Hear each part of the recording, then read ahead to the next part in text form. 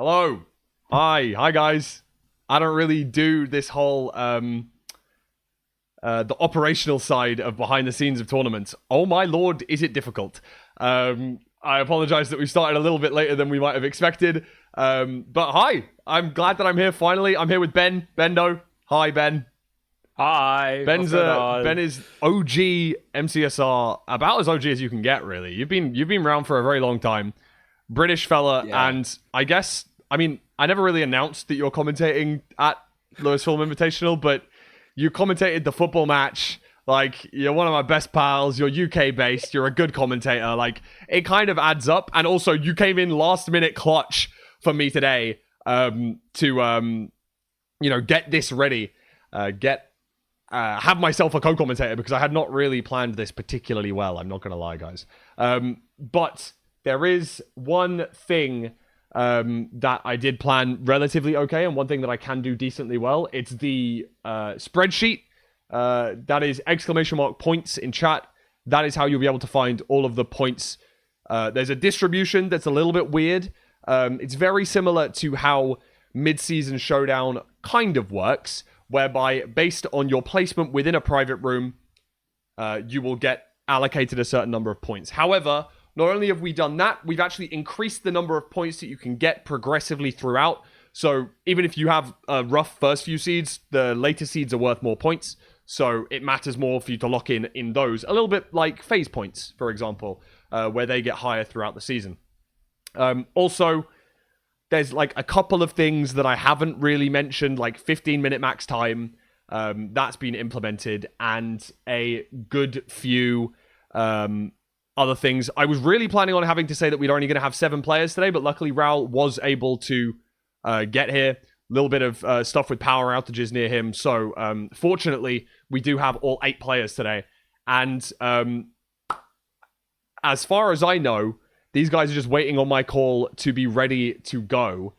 And let me just double check that everything's working fine on this screen. It does seem as though it is. And so if I send you just to here, I very much hope that not all of those streams are frozen. Oh no, they are. Oh, that's really helpful. No, that's great. Let's try and fix that real fast. All right. Okay, cool. No, they are still working. That is good news. Okay. So now if I send them into the seed, we should be seeing that very shortly on our screens.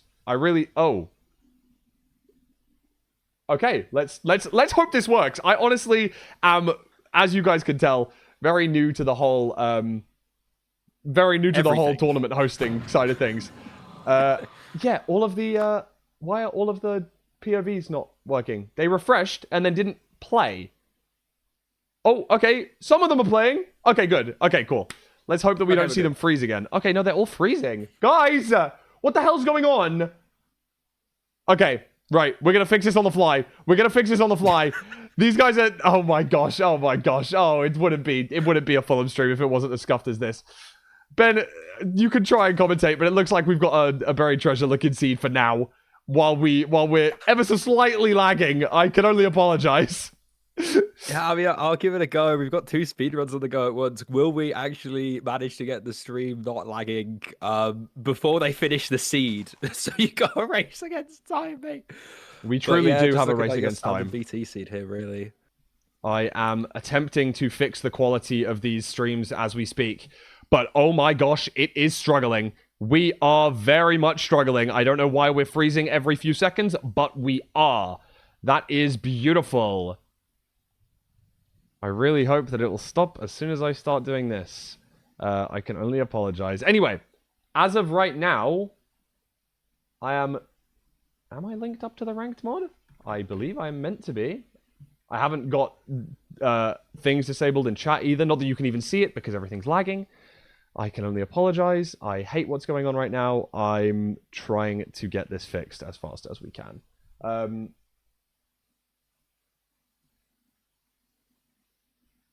Okay.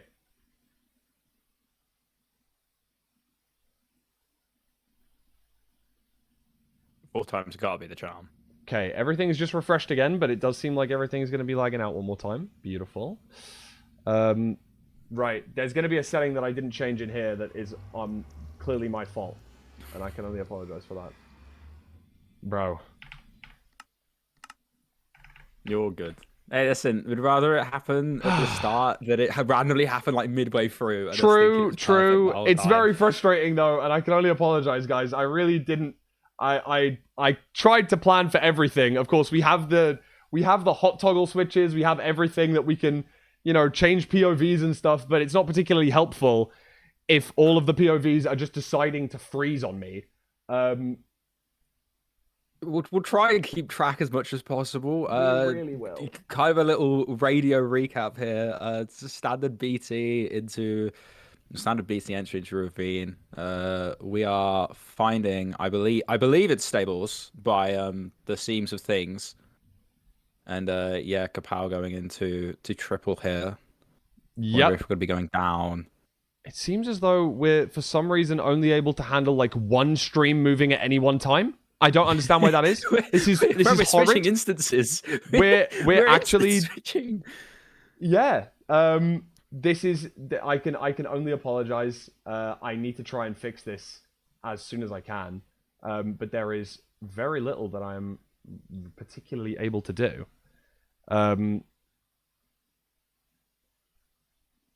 Sorry for backseating. It looks like your decoder is overloaded. Helpful. I don't know what that means. I'm sorry. No, this is. It's fine, guys. When we get to Bournemouth, we're gonna have a whole production team that's gonna handle this for us. Thank gosh for that, bro. So you can't blame it on us, nor will it run this badly. It's actually gonna run really smoothly and be totally fine. All things hoping. That's true. That is very true. My assumption at the minute, judging by the half the amount of players that I'm seeing and 2-second clips that I'm seeing, I think Kapow is in the lead. I think midway through trading, to my knowledge, I will try and find out through alternate sources, aka my Twitch browser. Okay, if I do this, I may be able to. Oh, well, it's definitely bugged something out there. I apologize. I can do that again at least, so we get Ben back. But what I can do is quickly, I might have to switch this, and you may have to pull up stream or be a little bit delayed. I'm so sorry, your dartboard, bro. It's fine. I have to have something there. I apologize. Let me try this one more time. Honestly, sadly, there's no real way for me to change the quality of each stream without me literally going into it and doing it manually. And I, unfortunately, can't really do that as we speak. Trying my absolute utmost to get this fixed on the fly. I'm sorry to make you feel so much air, Ben, but you're going to have to for a little moment. It's okay. I'm trying to flick through pretty much everyone's stream, trying to see who's ahead here. It looks like Silver midway through clearing out the spawner here. If I could read whatever language he's playing in, it would be brilliant for me to tell where everyone is. Of course. But I do not understand what those advancements mean. All right, we're going to try and refresh all of these players. But no, it still looks as though everything is deciding to freeze on us.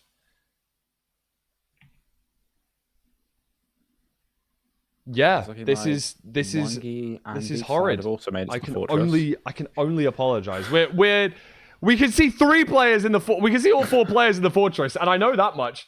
But we can't really particularly see what the heck else is going on, and that is remarkably frustrating, and I can only apologize. All 8 players are in the fortress, and I know that much. Yes. There's a very big wither skeleton problem going on in this this fortress. I see at least 3 different runners trying to deal with all these wither skeletons trying to come for them right now. Kapow especially, who I believe will be the first to make a portal. I am obviously unaware. Yeah, we can tell you right now that Raul has blinded first, just a tiny bit ahead of Kapow. But we are watching a screenshot slideshow right now, and I can only apologize. I do not believe it's my CPU. I think it is my internet. I'm not gonna lie. Because I'm dropping frames. Let me check my task manager, just double check. Yeah, Raul Kapow definitely through. Silver doing first portal now. Hax is measuring eye. Yeah, we apologize. We can't bring too much to you. Okay, we'll Trying to definitely flick what through we'll here, do is see we'll what we've switch the got. layout after this so that we're watching like maybe 2 streams rather than trying to watch 4 and failing. Such that then we can at least have Oh, some success, hopefully.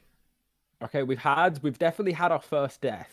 To my knowledge, I can tell you, Kapow has died Ooh. in the fortress at some point. Let's pop Kapow So in the bottom judging by corner for the a 15-minute second. time limit, and the assumption of such top runners, mistakes are rare around these parts. That Kapow won't be near the top of the board on this one. Indeed, indeed. Yeah, we are 7 minutes into the run as of right now, and no player is yet to hit the stronghold, although every runner has blinded. Unfortunately, obviously, Kapow taking a death. Yeah, Just Hax trying to is see seemingly very close. if I can fix anything as of right now. In the meanwhile, Yeah, I believe Hax is going to be the first to enter the stronghold here. Just behind Beef Salad. So Beef Salad at the moment provisionally in the lead as they nav the stronghold. Hacking Noise is not actually going to be in starter, I don't think. It's a bit of a tricky one there. Is it going to be Ocean Exposed? No. Silver also entering now. The rest of the runners are seeming to be making their way through. It is actually Ocean Exposed, partially. And Beef Salad has entered the end. Right, where's the quest to find Beef Salad's stream has begun? And there it okay, is. Beef Salad and Raoul are both in the end right now. I wonder if I can just try and lock him with 2 POVs for a second. I know that we've got a disgusting red bar, and I can only apologize for that right now, but it looks like if my I'm God. only doing 2 streams, they at least are... Okay. No? Okay, and Beef Salad's frozen. We had a really good run for just about 10 seconds. I can confirm to you that delay is about 20 seconds. Beef Salad 2+2 front 91. Fantastic. And it was very beautiful. Beef Salad taking game 1 here. Beef Salad has finished Finishing first. the first 9:22, sub 10. I mean, you can't really ask so much better than that straight away. Just trying to get updates on anyone else. Hacking Noises. Struggling a little bit here. Gonna have to use both anchors used for the setup.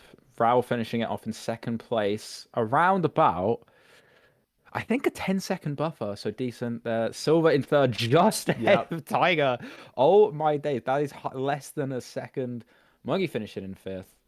Hax and Vistra are the only 2 left in the end right now, and Hax is just completing. Waiting. There you go. And Vistra about to have things wrapped up as well. And Kapow, our last runner, obviously, I don't know if he's going to make his way back, but oh wait, Vistra takes a death. That's actually a wow! That's in the 2 seconds that we're able to see, we actually see something kind of important. That's crazy. We're back.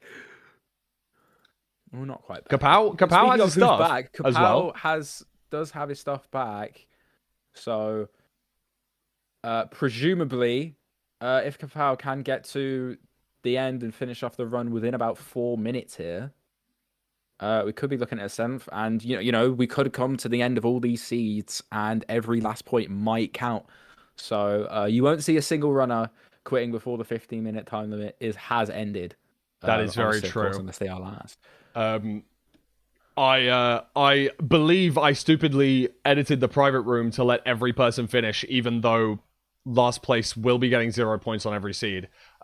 So that is a little bit of my fault, but it does allow me a little bit of time to just try and see what we can save from this without absolutely going awfully. I'm not 1,000,000% sure on exactly what I can fix here. However, I am hearing word, thank you, chat, that Kapala's eyes did actually burn. Oh. Speaking of burning, Vstrid. Vstrid taking another death. Oh, commentator's curse halfway towards the end of the first seed. Oh, this is going to be a long night. I apologize with making you my face for just a second here, Ben. I need to. Damn, yo, I look beautiful, bro. God fixing you on the damn. fly. There you are. Hello, welcome back. Sorry about that. Hi guys. Oh, I slid in. You had a transition for me there. I slid in. Okay, I'm really hoping that maybe without Discord screen share, we hopefully are a little bit smoother. And it seems like all of the red letters on the bottom of my OBS have gone green, which is at least something. We do only have 2 POVs up, which is kind of horrible. I'm really sorry for like the red flashbang that you see on the right-hand side of the screen.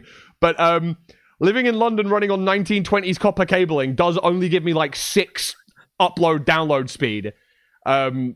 As many people do know, my internet is absolute hot garbage, and I probably should have asked someone to restream this rather than me being the person to be streaming the actual POVs. But nonetheless, that is neither here nor there. I should have organized that well in advance, and that's my fault, and I can only apologize about that. However, what we can do is try our best to deal with it on the fly, which is what I believe we are attempting to do. Yes, it's fine. I've figured out. I've just brainstormed. You know, I sat there, kind of do a few things up in my brain. We could fix the gap with the table. Oh, okay. Maybe some runners will forfeit. V-Strid will. Yeah, so, I mean, with a 15-minute time limit, there's only 1 minute left on the timer.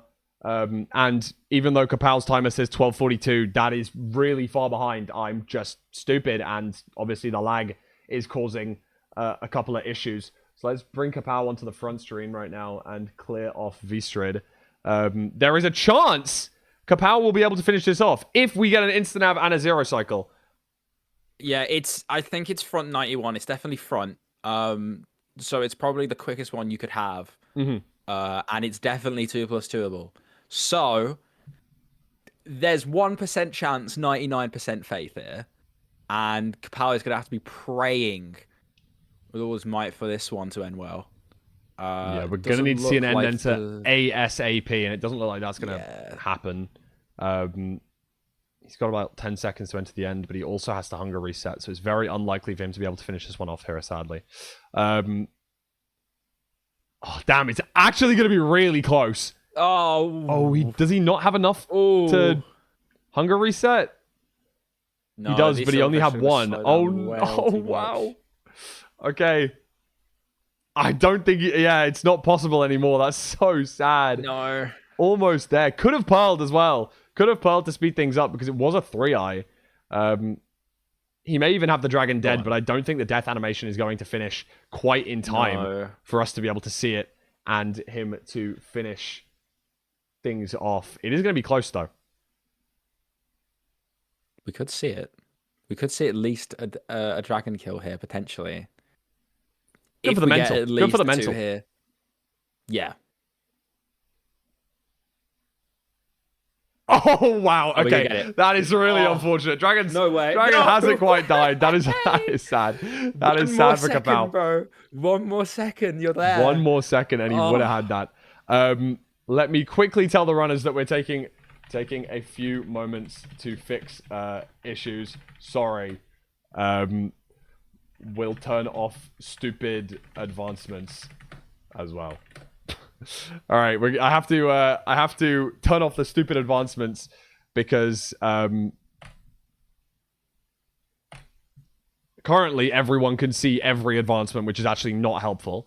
So let's turn that off. And if I can, I would like to disable forfeit in the next one. There we go. Okay, perfect. Okay, so that's part 1 done. Let's see what we're able to conjure up in the next few minutes while I send us back to this screen. That's not Ben. That is not Ben. Can confirm. That's Ben, and now you're me. Okay, this is going really well, as you guys can tell. Let's go! Yo, guys, welcome to my invitational. So excited to be doing this. Oh, damn it, man. Sorry, bro.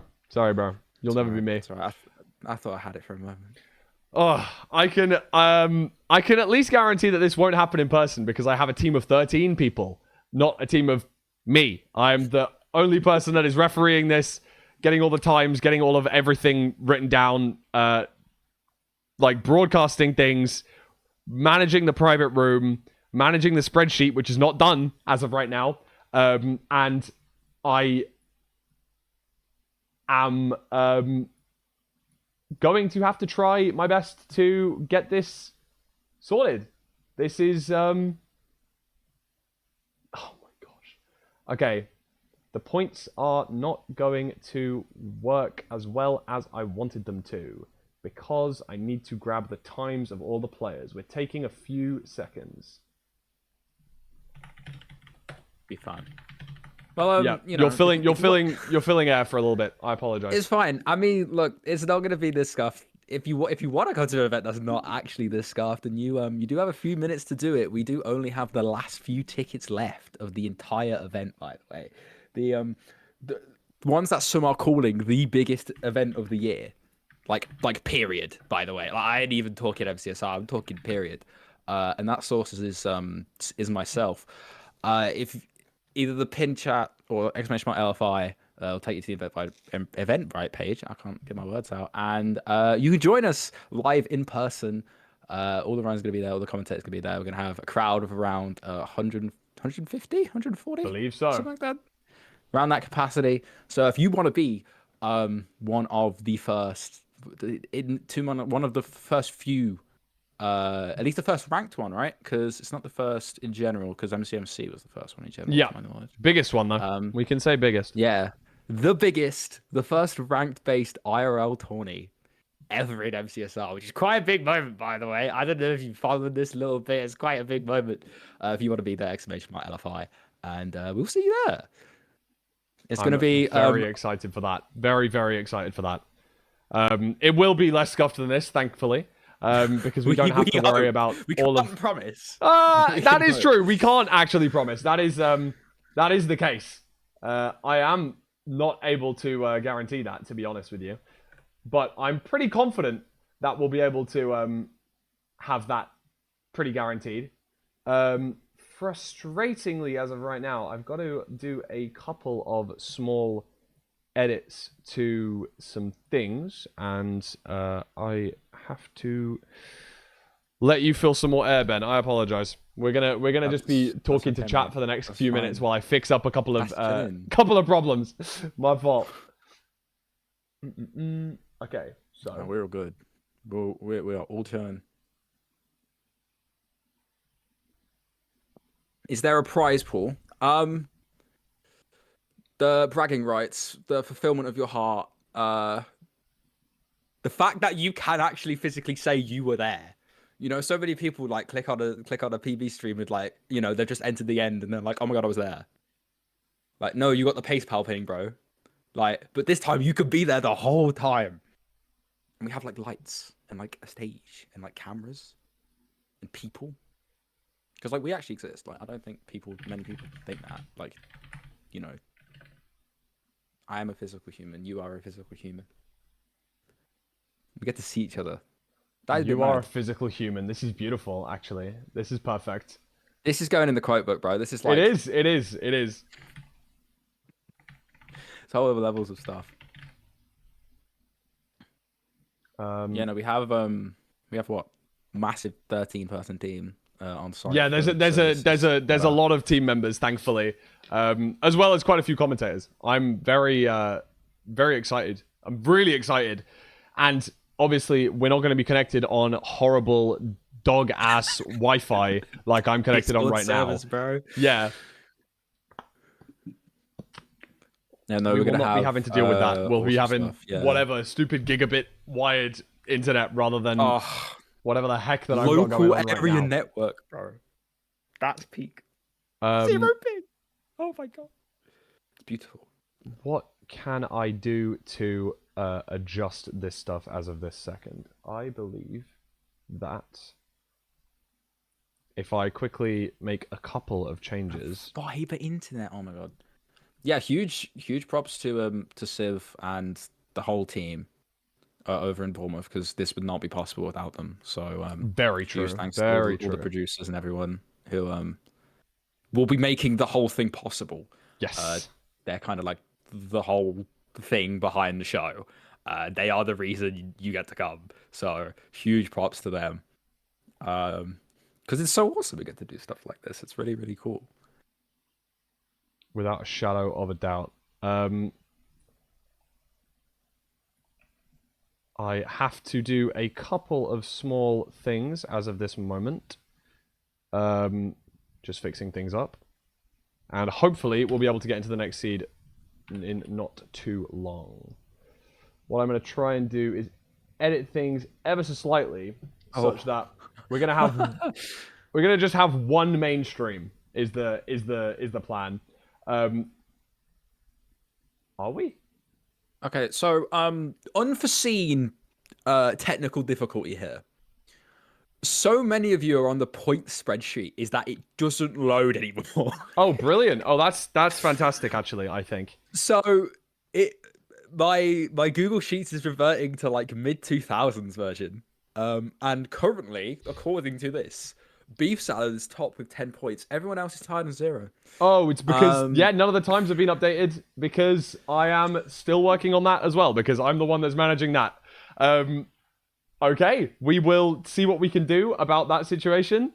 As of right now, I'm doing my absolute utmost to get things set up for our next game. And we are literally going to be watching one POV the whole time because I don't think that my internet is going to be able to handle doing more than that as of right now.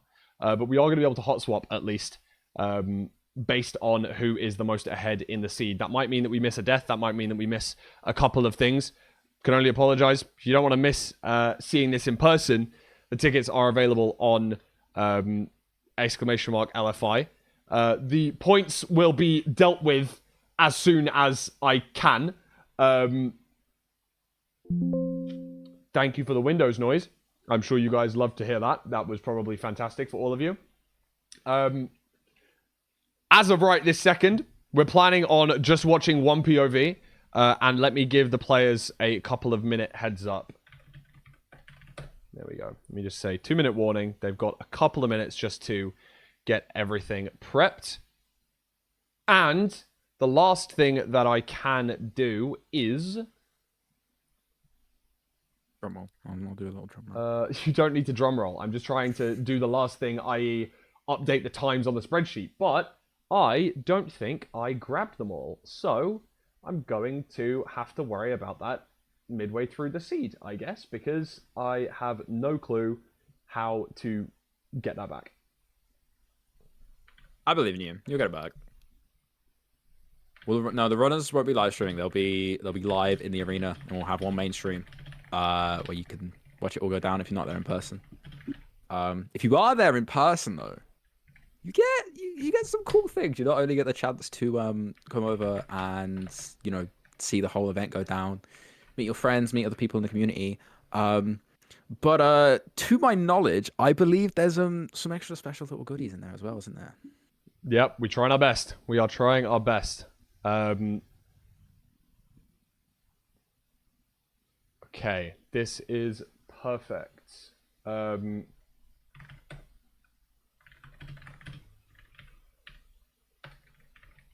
be back, I believe. Okay, right. That's their 2-minute warning up. Let us get the seed up and ready. Awesome. As of this very moment in time, unfortunately, the spreadsheet will be out of order for a couple of moments while I send these guys into the next possible seed.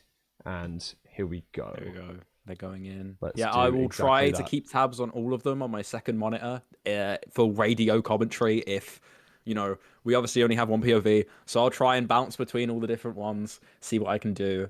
But yeah, at the moment, just Desert Temple Seed for the second one.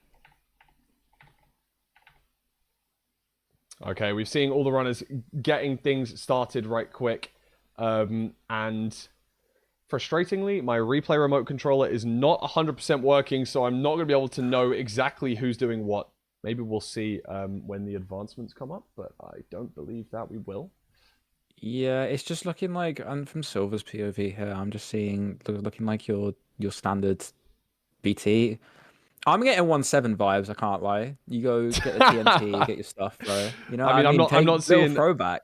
I'm not seeing a 114 village. Sadly, I mean, we do see a village in the distance, but I'd be very shocked if anyone's running towards that. Full iron tools is nice, and Hack's making the obligatory stone sword before entering the Nether is pretty interesting. Pretty standard stuff. Yeah, I stuff know I that. find really interesting from runners is like who prefers the sword, who prefers the axe. It always seems just to be like preferential wise, to be honest. Obviously, with the actually get more damage, I guess, with the crits, but quicker hit times with the sword. It just depends on how the runners want to play things, which is really cool. Um, 9 gold from the Desert Temple is also going to be really nice here. That's Just useful. if players, get the trades done quicker. If some want to play it safe and put a helmet on, they can. Silver here going for Woodlight. I think most of the I runners will be going for Woodlight here. Yeah, Um, I didn't see any gravel specifically, unless there's some in these water pools that some runners may have spotted. Um, ooh. Okay. We're gonna quickly pause the match because Tiger's yeah. internet died midway through that, and Ah, I'm going to. Um, we're gonna restart that seed because it okay. was so early on. Tiger's stream is back up. So yeah, we're gonna pause. We're probably gonna redo, seeming as like, I think only a couple had entered the Nether. If they had, they probably wouldn't get too much of an advantage anyway. So that's my assumption. Yep. We won't. We will be. We'll change the seed, of course, because we're definitely not going to be. We're definitely not going to be continuing on that one. Yeah.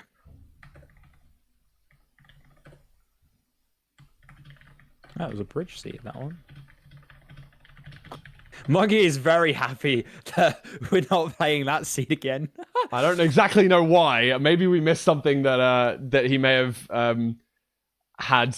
He may have had an incident. We know what Mungie can be like. So let me just put us back on this screen for just 1 second. While I get things just sorted out.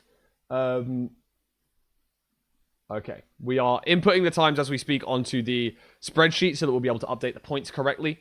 Beyond that, we are trying our best to see what we can do in regards to having more than one stream up, but I don't think there's going to be a particularly easy way for us to do that. What I'm going to try and do for just this second, while we have a second, is pull up the spectator mode POV so that we are ready on that if we need to be. Because I have got RSA enabled on my account as of this moment, so we can use it if we need to. Awesome stuff. And if I do this, this, and this, we should be able to capture that. Okay. Apologies for all of the scuff. It's pretty classic. It's pretty expected now. I mean, come on, it's my stream. It's LFI, I'm doing bro. I'm doing this myself, bro. We wouldn't have this problem if we had 10 people running the cameras and the transitions and the spreadsheets and all of this sort of stuff. So let's hope that when this is able to happen in person, we will be able to make it work amazingly well. That's the main aim. I'm sure we will. We've got such an amazing team. We do. Commentators, players, staff, everyone involved. So I'm sure on the day we'll be fine. I'm sure that we will be. Yeah, and if anything goes wrong, well, we will fix it. Much smooth. There's much more things you can fix in person quicker. I think anyway. Very true. Experience. I would agree with that. We're relying on a lot here, specifically at least like 20 different internet connections. We will be relying on one when we're there in person. We will. And that'll be one pretty hefty internet connection, bro. It's providing for a whole university of like 1,000 people. So yeah, thank God worry. we're not an edge roam. If we were doing this an edge roam, it'd be worse than this, bro. Okay, the points are being updated as we speak. The POVs have been enabled on the RSA as well. So I've given everyone a 2 minute warning. It turns out that Mungi and Vstrid flooded the lava pool on that previous seed. So they were grateful for it being reset. I do trust on the fact that Tiger did just crash it and wasn't paid a sneaky 20 under the table by Mungi for saying, hey, crash your internet real quick so then, we can reset the seed. You're going to have to check the players chat for that one. Please.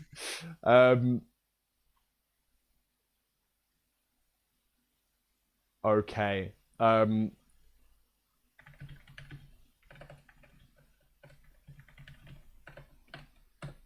All right, let's go. Let us get things started. Beautiful.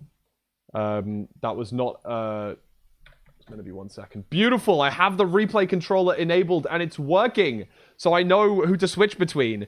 And now if I quickly do this to this screen and go like this, does that work?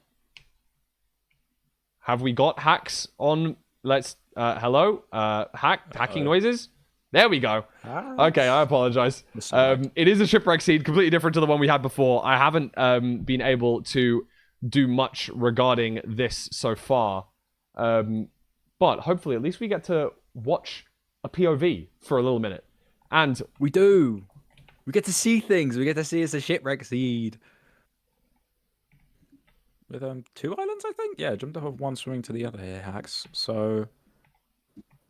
just seems going to be the standard shipwreck. I presume there was no BT. So we're just going to be using that, meaning we got 9 carrots, likely to go to golden carrots when we get near to the bastion.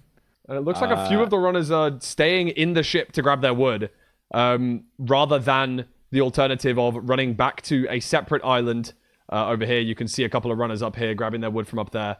We've instead got I think over half of the runners staying at the shipwreck to get their wood, which kind of makes sense because distance-wise, it definitely seems as though we're pretty far away.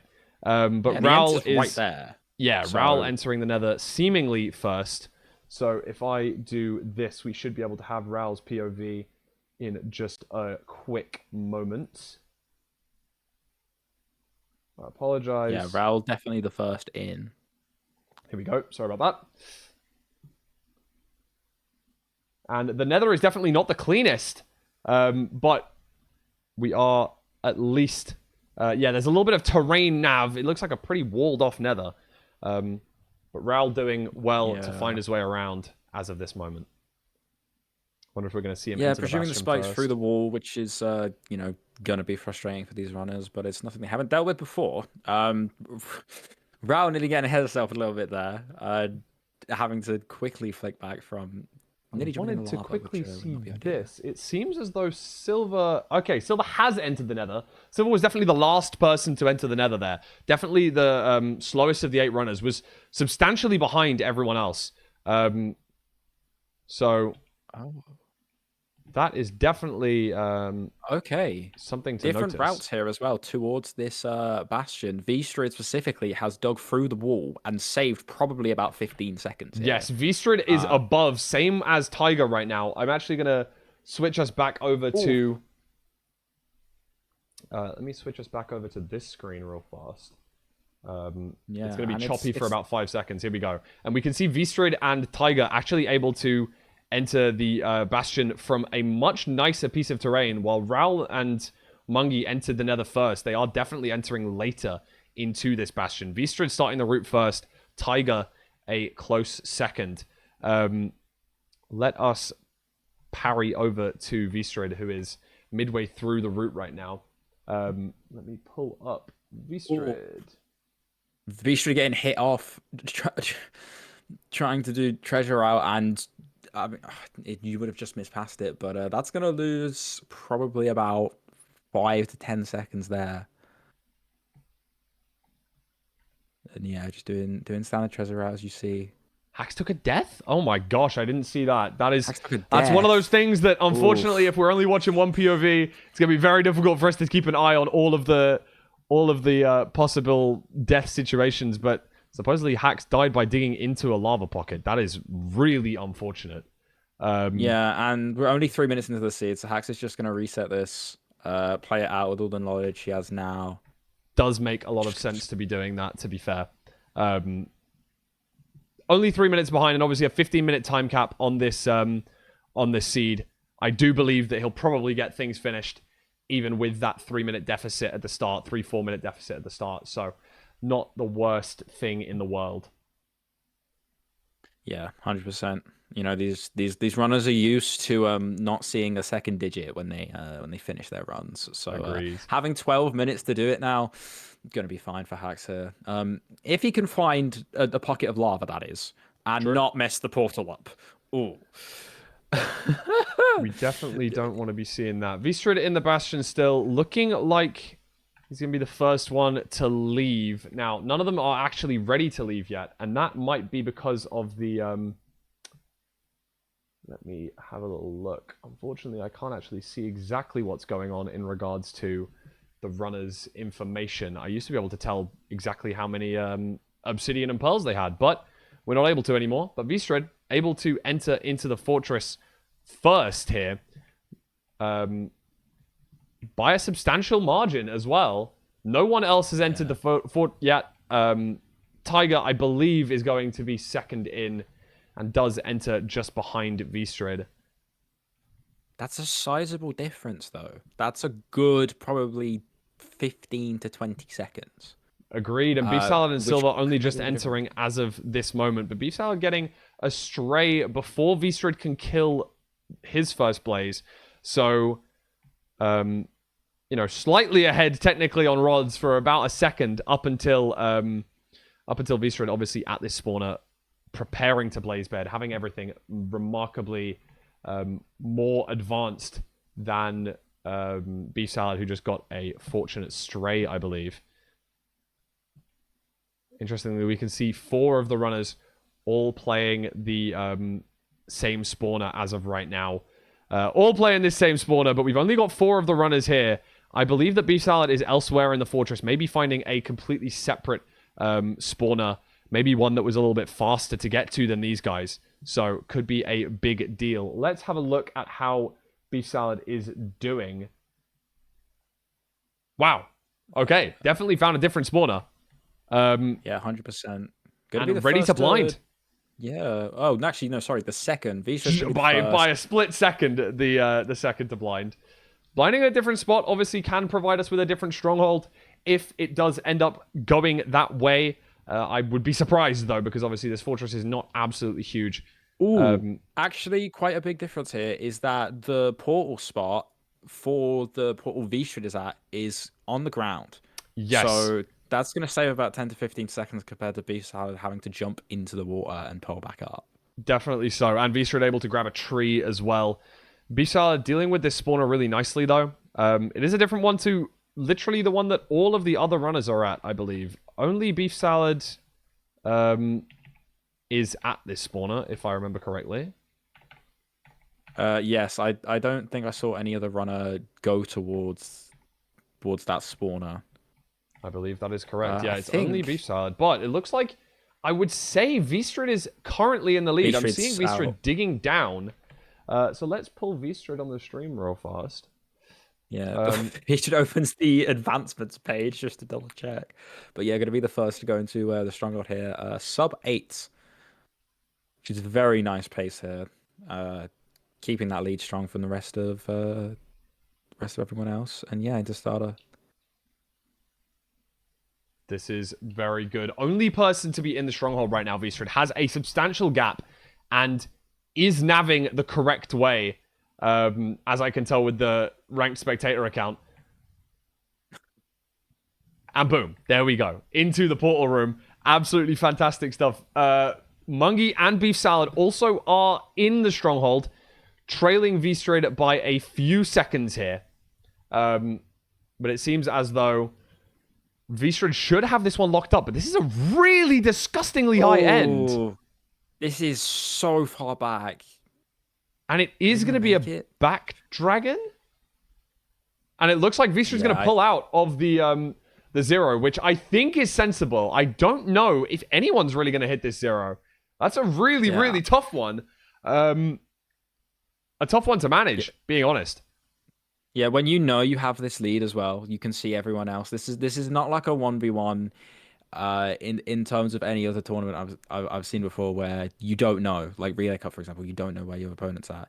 This you do. You have the sense and peace of mind of, being more cautious or being more aggressive dependent on your opponent's position. And Vstrid just knows he's completely in the end, just alone. So Let's is going to take take a this little time, look wait for at the Beef perch. Salad, who has also entered the end. I would be surprised if Beef Salad goes for this, but He's going for it. okay. Oh, he's backing off. Backed out of the 0. Okay, that's a good time to back out. You don't want to try and back out afterwards. Silver coming into the end in 3rd place.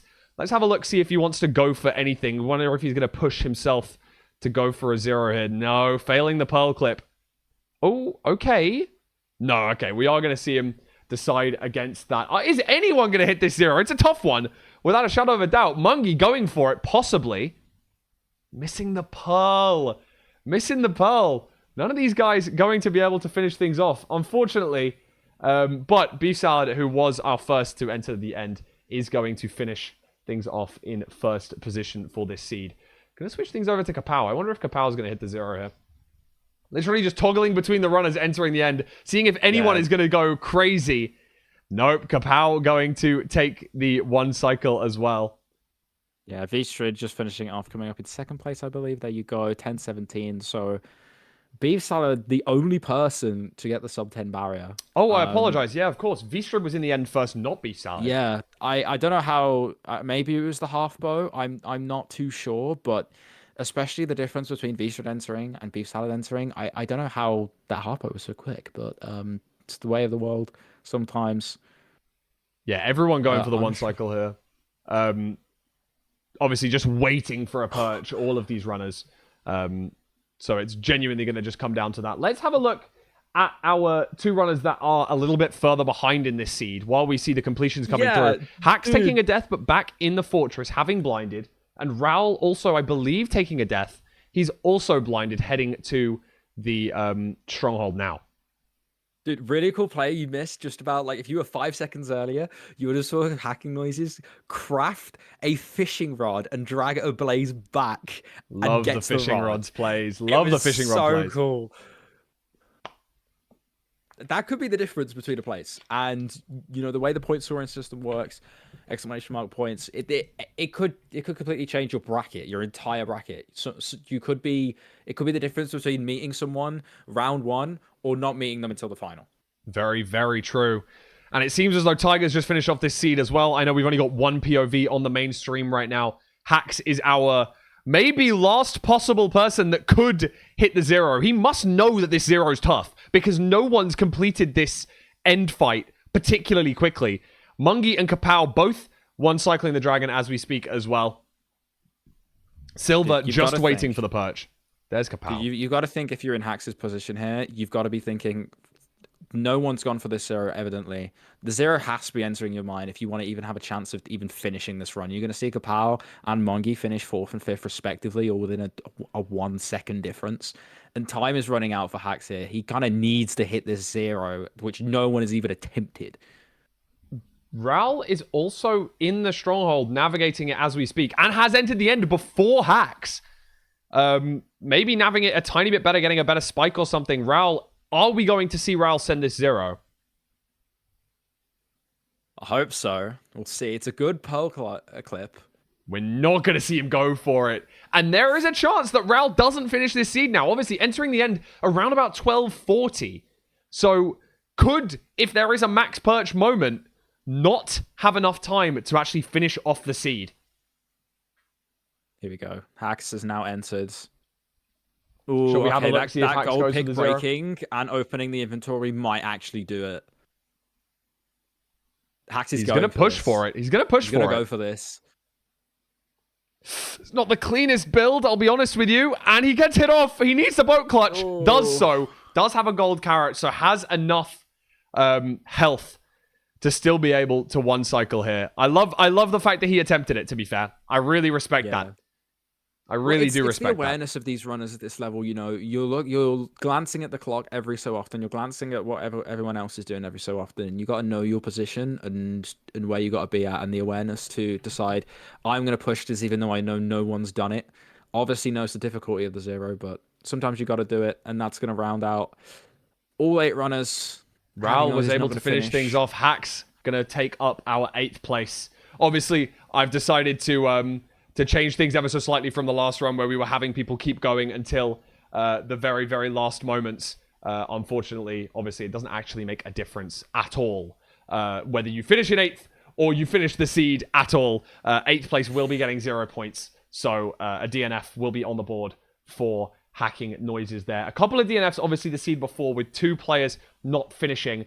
But thankfully, I'm actually able to determine what the points are as of this moment in time. I do need to update it on my OBS though, so give me just 1 second, and we will be able to display the points without you guys having to go to the spreadsheet to check that. Let me quickly get this in here and get this like so. Wow. I mean, there's a big gap in points already. I think that's pretty evident just from the fact that we've had 2 players, well, I guess 3 separate players not finish the seed so far. And it's made a hell of a lot of difference to the leaderboard standings. Obviously, Hacks, having finished top 2 in the seed just prior, not able to finish this seed does cause a lot of problems for his point tally as of this moment in time. The points here, if I quickly transition over, this is what they look like so far. I apologize that they're not centered. I do need to probably like try and center them real fast. So let me quickly do that. There we go. That looks a little bit better. Sorry about that. I'm trying to fix things on the fly, as you guys can tell. Trying our best. Looking very nice though. Looks like Beef Salad has a substantial lead as of this moment. Finishing the first 2 seeds, obviously, in first place is going to give you that.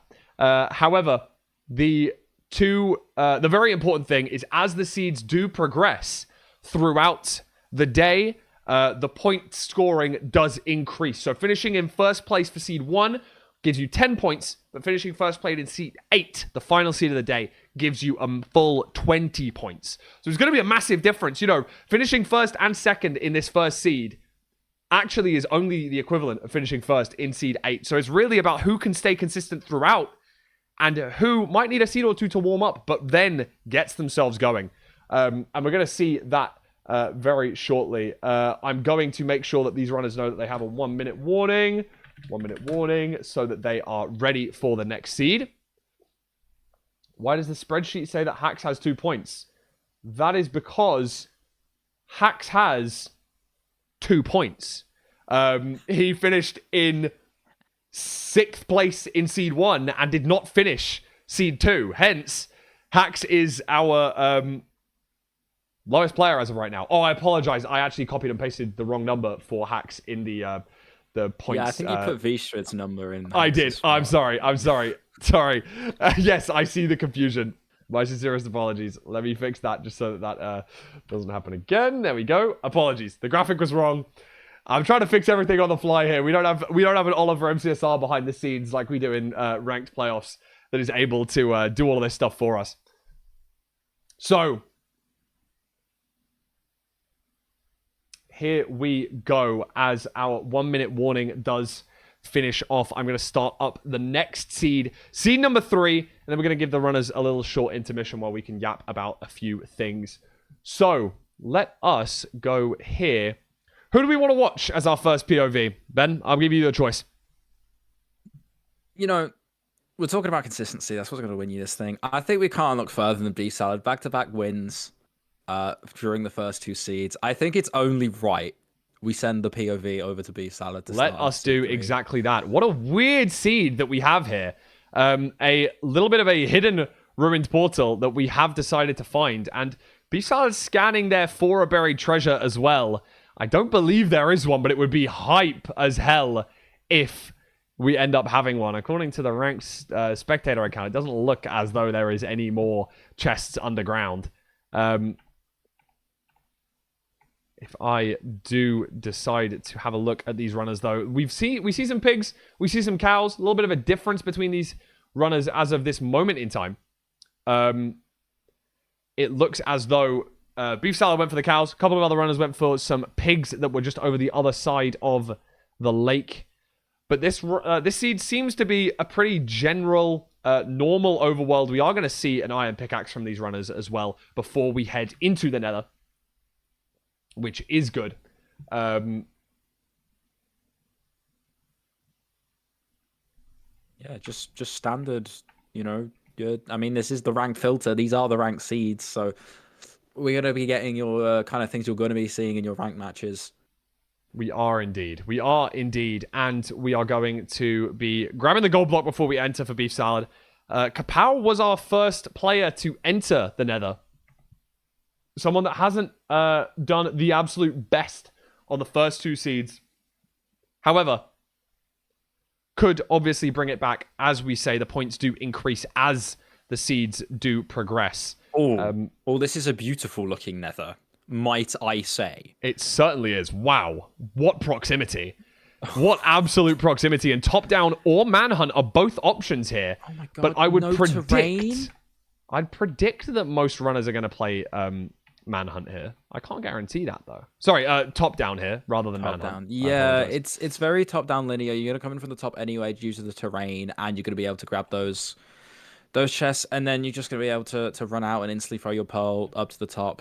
This is going to be a very quick siege. You're going to see these runners do top-down housing, which is housing's one of the faster bastions, especially as you kind of go past you don't have to go out your way to get the backup blocks. They're on the way anyway, and you can get them trading pretty quickly. And then you have a fort 1 pearl away over a lava lake, which you can 5RD, and it's going to be beautiful, and you're going to get so many strays. So, yeah, a death in this one's going to be quite costly. I guess that's all of them are. And we're going to be seeing probably, I would predict, some quite quick completions.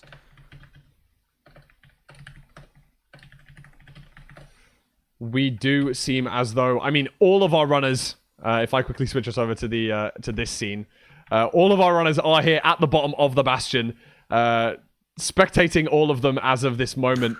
We can see them all just kind of huddled, waiting for their trades, checking the chests, checking the piglins. They don't even have to do any pie-darring or anything. They know where the fortress is, of course.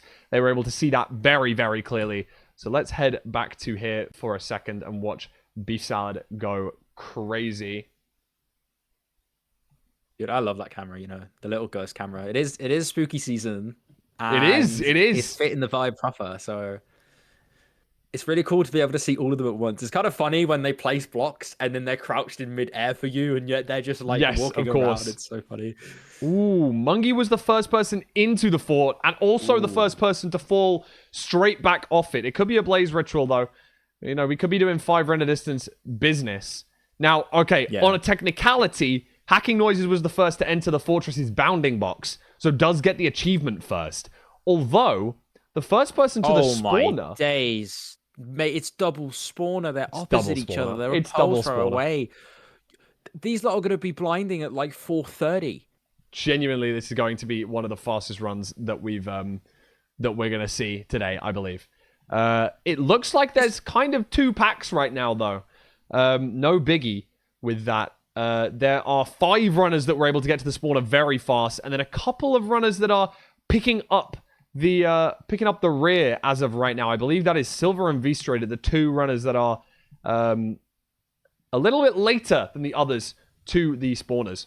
But obviously, all of the runners, again, huddled around these 2 spawners. If I show you this account one more time, we can see all of the runners just right here, watching all in one spot. V-Straight just coming in at the last second there. There we go. Now we've got all 8 runners. But as we can see, these guys are all going to be blinding, all going to be finding the same stronghold. So there's not going to be any variance with the end of this run. Oh, wait, hold on. I didn't do that bit yet. That's why. Yeah, this is what I was looking at. I apologize. Sorry. Studio mode and stuff. Yeah, I believe Hax is the first to be blinding here at 20. I was about to say 20 past 5. That is not how that works. It is 5:20. Does seem as though Hax was the first to blind right next to a ruined portal. Not that I think it is relevant. We can check see if there's anything useful in there. There's 4 obsidian, although I don't think that those runners are going to need it. No. They won't care. They know how quick this... They know how good each other are. They know how quick this run's going to be. there's no really sort of like dead or lenient time that they're going to have. This has to be the most linear seed they're going to play all day. I believe that probably will be the case. And let's drag Hacks onto the screen as our first person to be back in the nether, heading towards second portal coordinates. Now, I don't know if he's going to be the fastest person to get there, but I believe he was the first to leave the fortress, so it would not surprise me if he was. The little things you don't see as well. This is what makes these runners so good. The little optimizations. It might not have popped up on screen quick enough. Hacks throws a pearl crafting table down. I've crafted everything like within a split second, and you don't have to worry about that later on or make any single adjustments for the rest of the run. It's these little things which just save these runners these few seconds, but those are the ones that count. And the spikes are going off as Hacks is second. By a split second to V-Strid. Seven Ral also in the stronghold, and Seven Ral the first to instantly nav this this stronghold and get into the end before any other runner. Is this one a blindable end, according to Tubbo? Let's have a look. It looks as though it probably is. Seven Ral using an extra pearl because of the pork chop that he had in the inventory. Side setup on a back tall tower. Couldn't exactly see what the height was. Have been 97 maybe. Yeah, you're gonna get side set up here. It's looking good so far. Oh, Raul not able I should not have said a word to hit the 0. V-Strid and Hacks both pretty much neck and neck here. I'm gonna switch over to Hacks real fast. I'm unsure which one of these guys is gonna finish first. Hacks is dragonflies. Hacks is dragonflies because he has to do a backup setup, a lower... V-Street's the same. V-Street's had to back off with the Ender Dragon on half health. That's actually crazy, because both of those runners, I assume, had to go for a low bed or a low explosive, and because of that, the dragon flies low enough that it then reaches its node. There we go. And Beef Salad's got it. Oh, Beef Salad was able to finish it off. That's done. fantastic. Hacks is chased down here. Hopefully... we're going to see successful. I don't know how many explosives he has. Oh, he does have 2 explosives, so even if we do need to wait for a perch, we will be absolutely fine there. But Beef Salad finishing this seed in 8 minutes and 7 seconds. Wow! Wait, Hacks gets the perch! What? Wow. Bro, that looked like a 1-7 dragon charge. What was that? Silver also getting free the end there. I believe Silver hits the 0 cycle. Let's have a look, see who else is in the end. Tiger having to pull out of the 0 cycle as well. A lot of runners pulling out of the 0 for this one. A tough 0 without a doubt. And obviously the dragon flying is an unfortunate situation. Silver completing the seed in third there. Oh, Tiger. Oh. He is able to boat clutch, but with this low health, I don't know if he's actually going to be able to finish the seed. I don't know. I actually can't see that. I'm covering the health. That's my bad. Yeah, I don't know. Raul finishing off the seed in 4th with a 9-minute time. Let's have a look how Mungi's doing. Bro, oh my god, the chase down. The dragon is on literally pennies worth of health. But we're not able to hit the chase down, I don't think, with Kapow and V-Strid finishing. Is that perching? Am I going crazy? I don't think so. Okay. But Mungi gonna have to pull out and get all of the crystals down now. I don't know if he's got any explosives left. And with only Mungi and Tiger still left in this run, I wonder if Tiger is going to go for a full reset here. Both of these runners struggling in the end, but Mungi is going to have all of the crystals down. Don't know how many arrows he's got. I assume he's going to be the one that we want to watch as we finish off this. Is that 8? Was that 8 left? Oh, yeah, it's not going to be enough. You can see it's 4 arrows. You can see the shakes come out. But at least a perch is going to be enough to see him off. I don't think that Tiger 100%. is going to have an opportunity to kill this dragon in time. We can check in on him, but I know that he was low health, and I don't think we're going to see a perch that's going to come for Tiger. I think about... sorry, yeah, I think here it is. Tiger's just succumbed to fate. Here comes the perch. And Mungi gets the perch. Should be good now.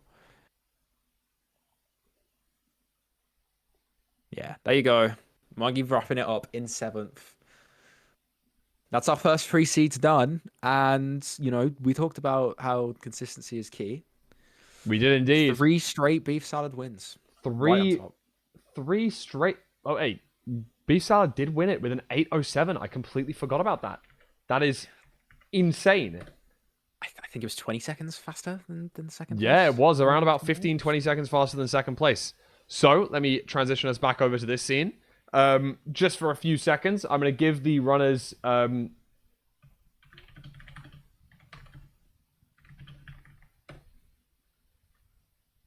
Okay, now we are 3 seeds in. We're able to see exactly how the points are doing. Obviously, as you guys you can do !points to determine who... to see exactly how the points distribution increases throughout. Chat's there. No, the chat's not that way. The chat's that way. Oh, I knew I was going to mess that up.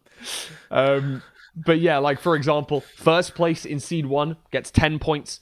First place in seed 8 is going to get 20 points. So it is a very important thing to improve, I guess, and be better at the end rather than the start. But Beef Salad could have the opportunity to be the best entirely throughout, winning these seeds 1, 2, and 3.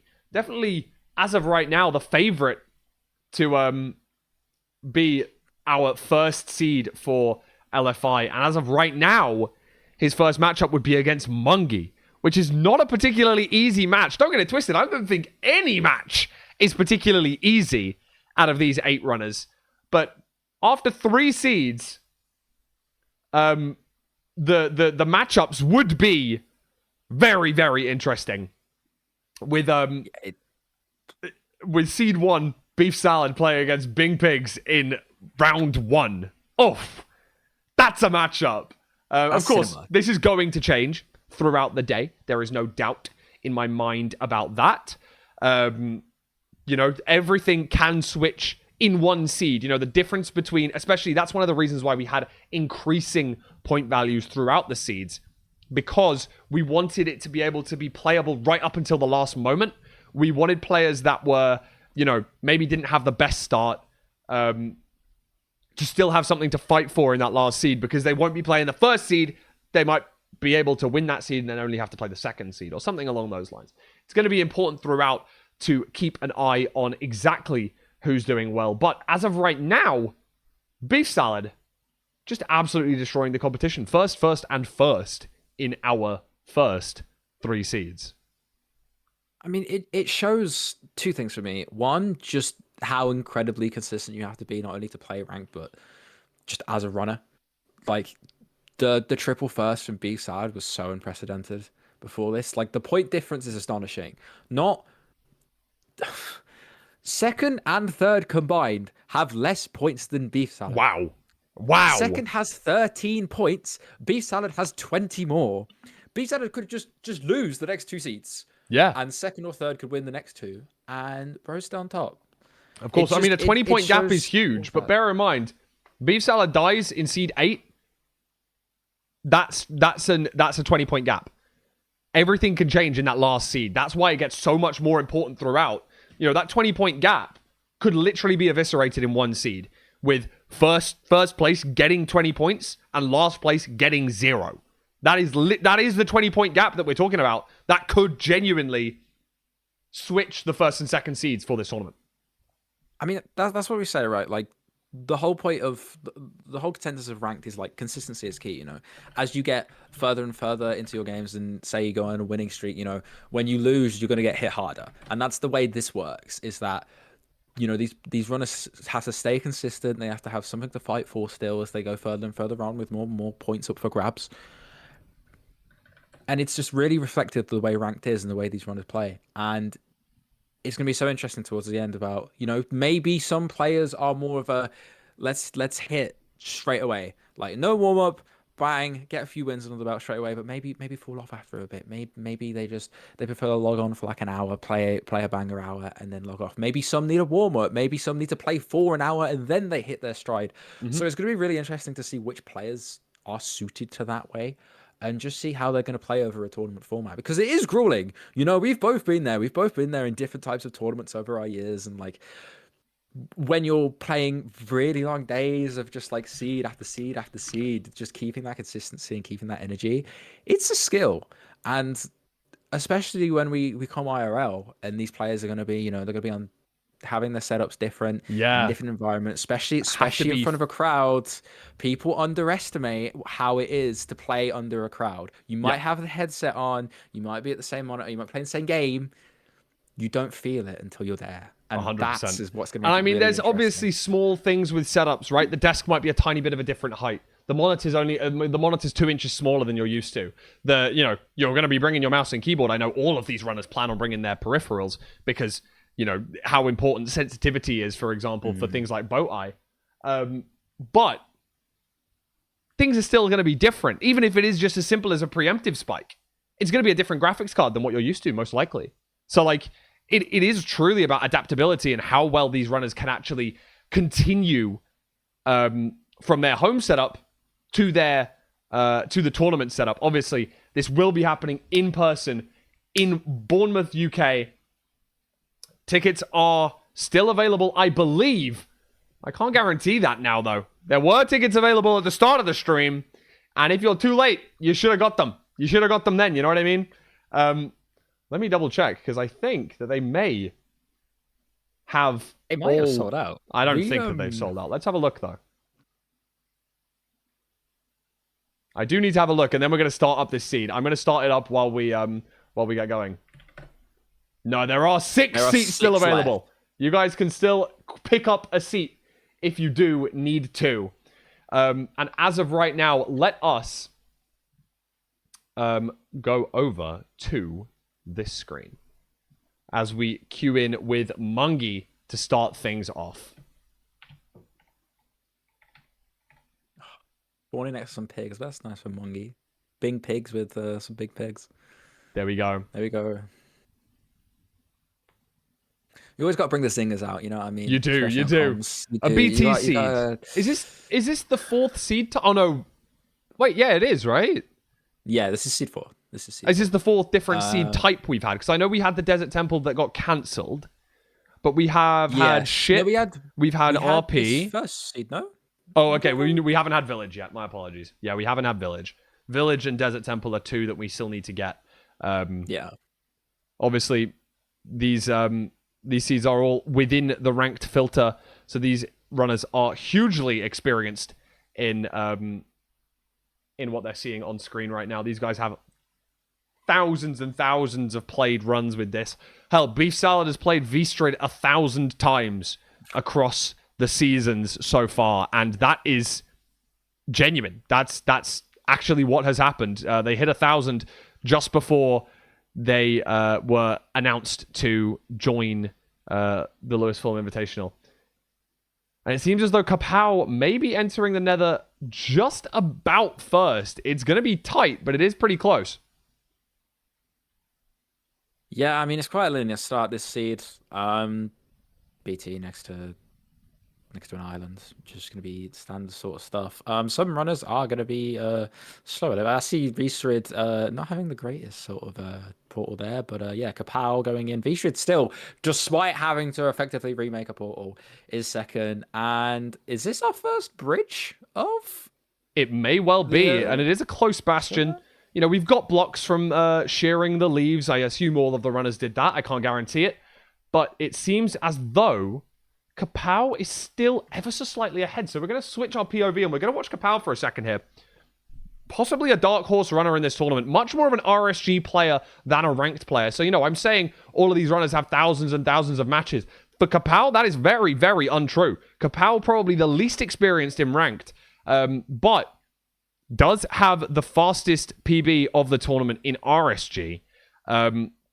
One of the best UK speedrunners when it comes to resetting random seed glitchless themselves. So, could we see that that translate over to ranked? Very possibly. Are we sure that will happen? We aren't. Kapow obviously not doing the absolute best in our first 3 seeds, but handling this bridge bastion well.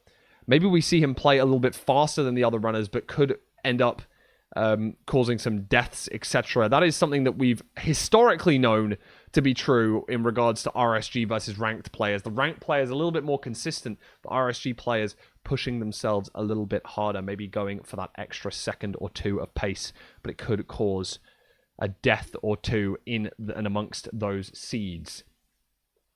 As Yeah, of it's this, interesting. It's very different playstyles, isn't it? Like the way you play RSG, the way you play it compared to ranked, and it could be an advantage. It could be a disadvantage.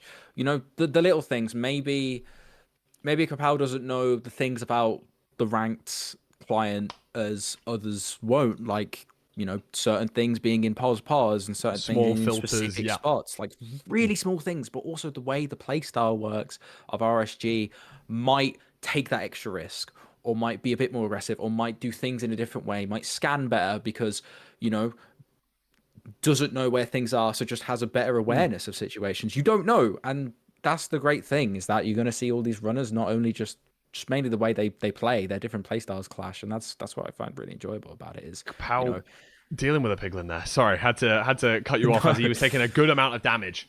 yeah, he was tripped out, bro. He had all the gold on and everything. He was oh yeah, V-Street first to the fortress, I believe. Is first to the fortress, indeed. Getting in there first. Let's pan over. Well, I mean, actually, a lot of these runners are doing very similar things.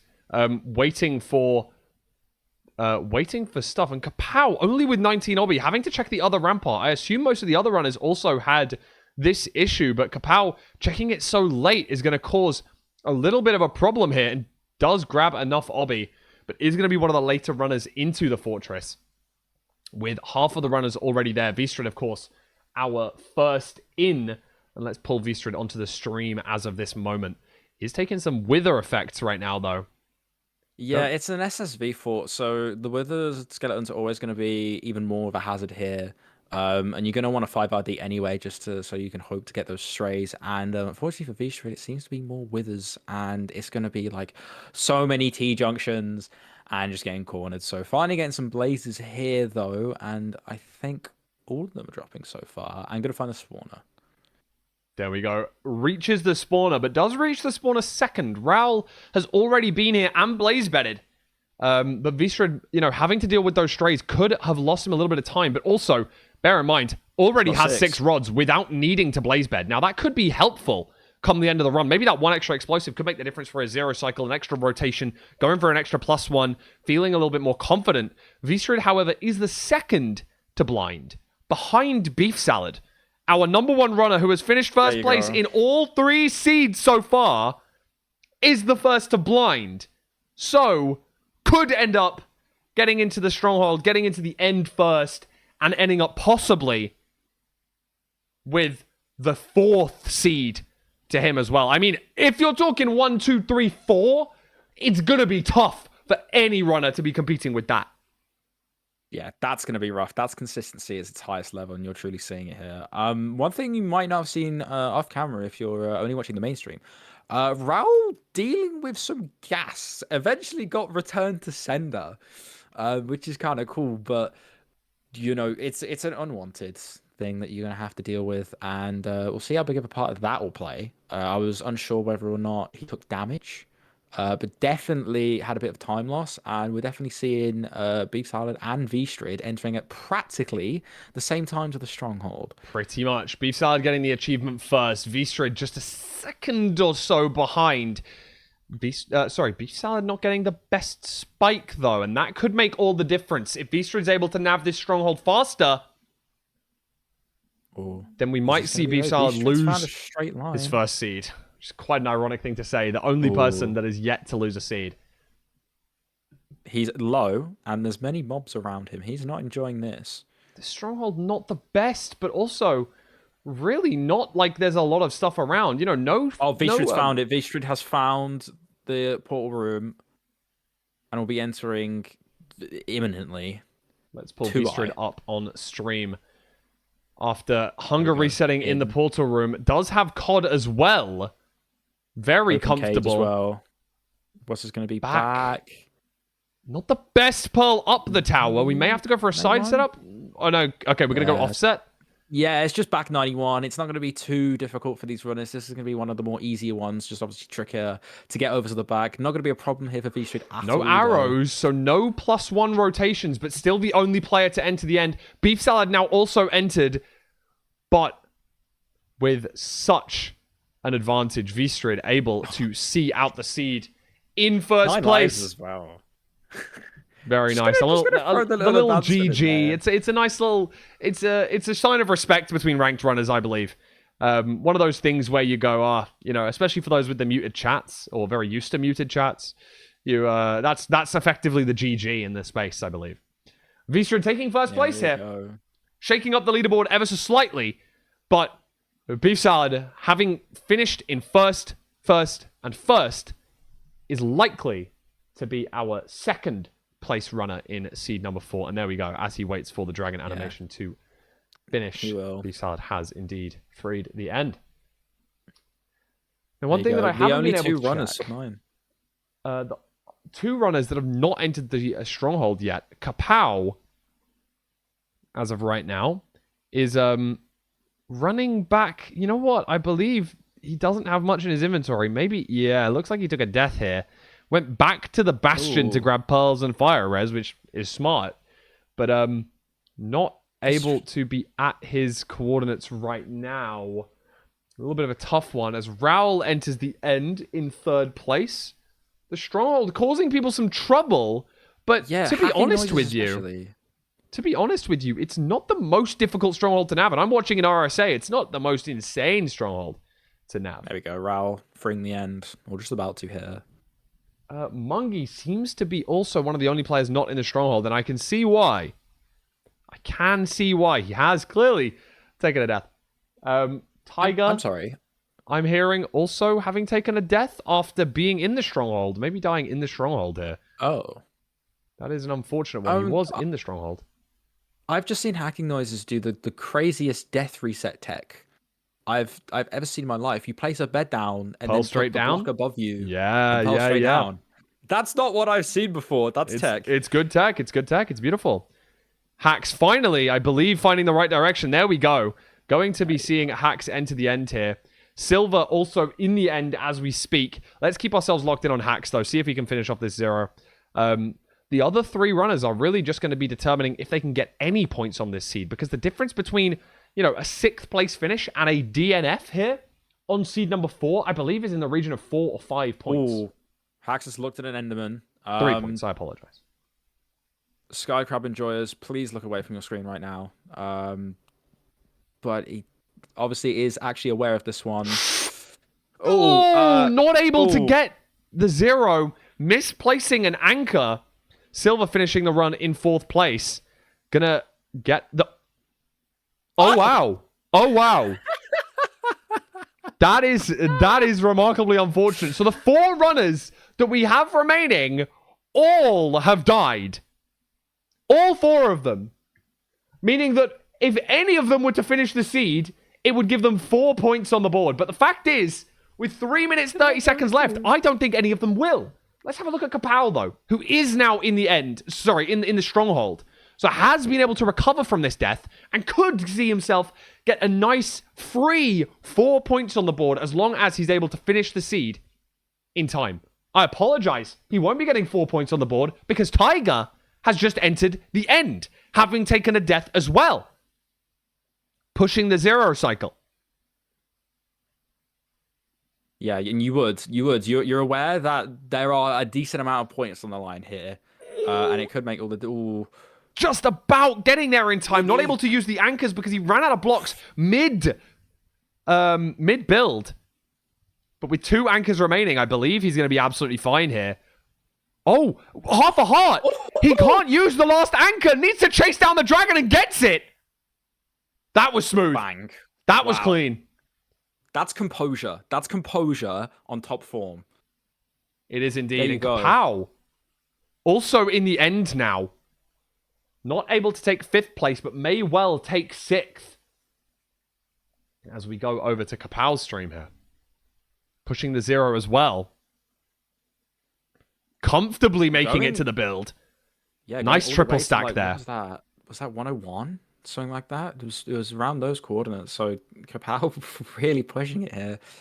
And yeah, it looks comfortable enough, doesn't it? 2 more explosives. Very, very clean. Good job by Kapow. Yeah. Really, really nice comeback. After a death as well. So, very reasonable. I think Kapow's play to go back to the Bastion, get those extra pearls and fire res that he didn't pick up. Very, very smart. Able to get him back to his materials and back into the end in sufficient time. And now we do have 2 runners still in the seed. Hax and Mungie are 2 runners that we are still yet to see. And it seems as though Mungie's back in the Bastion.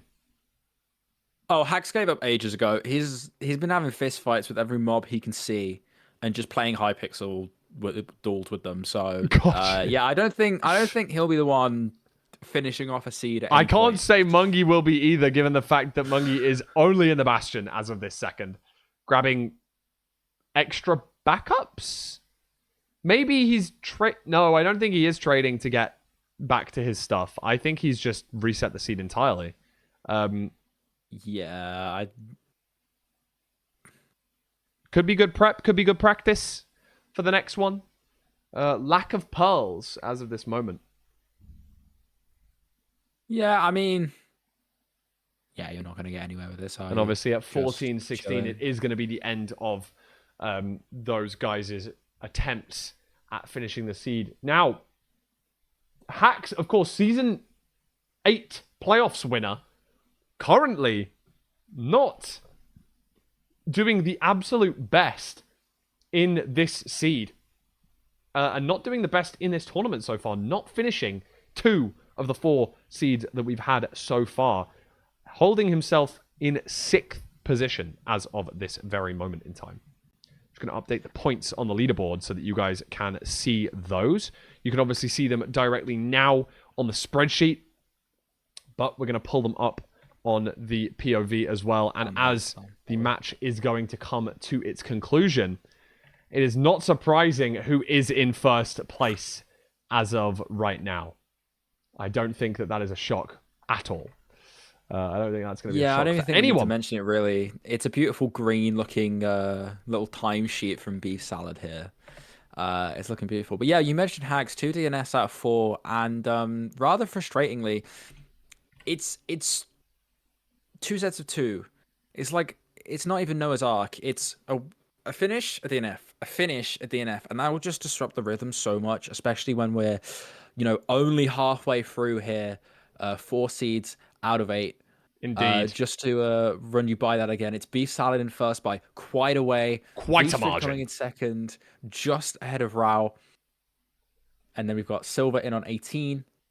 We've got Tiger in on 14. Then we've got a tie between Hax and Kapow on 11. And Mongi, struggling a lot, has less points than where he's placed at the minute. Yes, is in 8th with only 7 points. It's unfortunate. It is definitely unfortunate as we do welcome in the Careerway Raiders. Hello. To run you guys up to speed, the Lewis Fulham Invitational will be happening in person in November. It's going to be hosted at Bournemouth University. There are 6 tickets remaining in our 150-person venue. So awesome. When you guys do pick up a ticket, you also get some of these cool exclusive merch, and they sound really loud when you clap them together. So that really helps to make the crowd, hopefully, very, very hype. We're going to have all of these runners there in person, and today they are competing for where they place in their seeding. And as of right now, you have missed the first half of the tournament.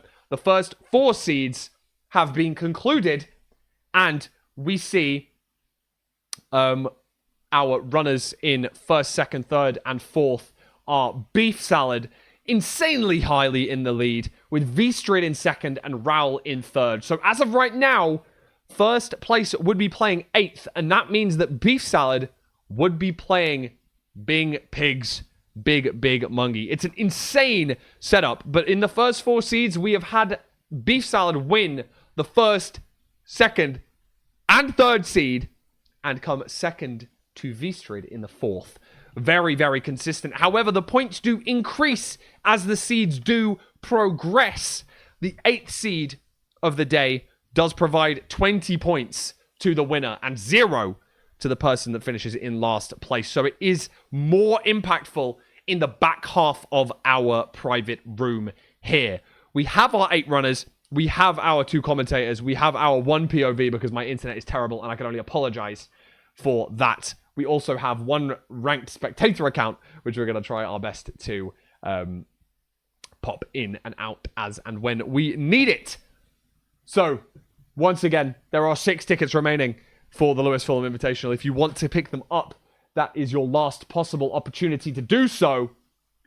And I appreciate the raid, Kuriway. Thought I'd drag everyone up to speed as we had that opportunity to.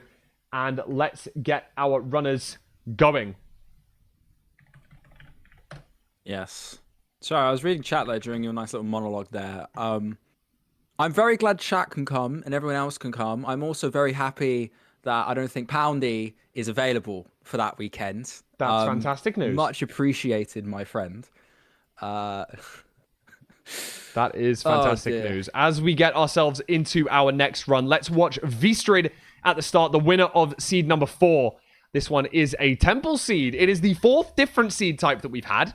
And which is nice. You know, we're getting a nice amount of variety between these runners. It's going to be fantastic. And the good lucks in chat beforehand were coming through, which I do appreciate. Love these runners wishing each other good luck. I think that's beautiful.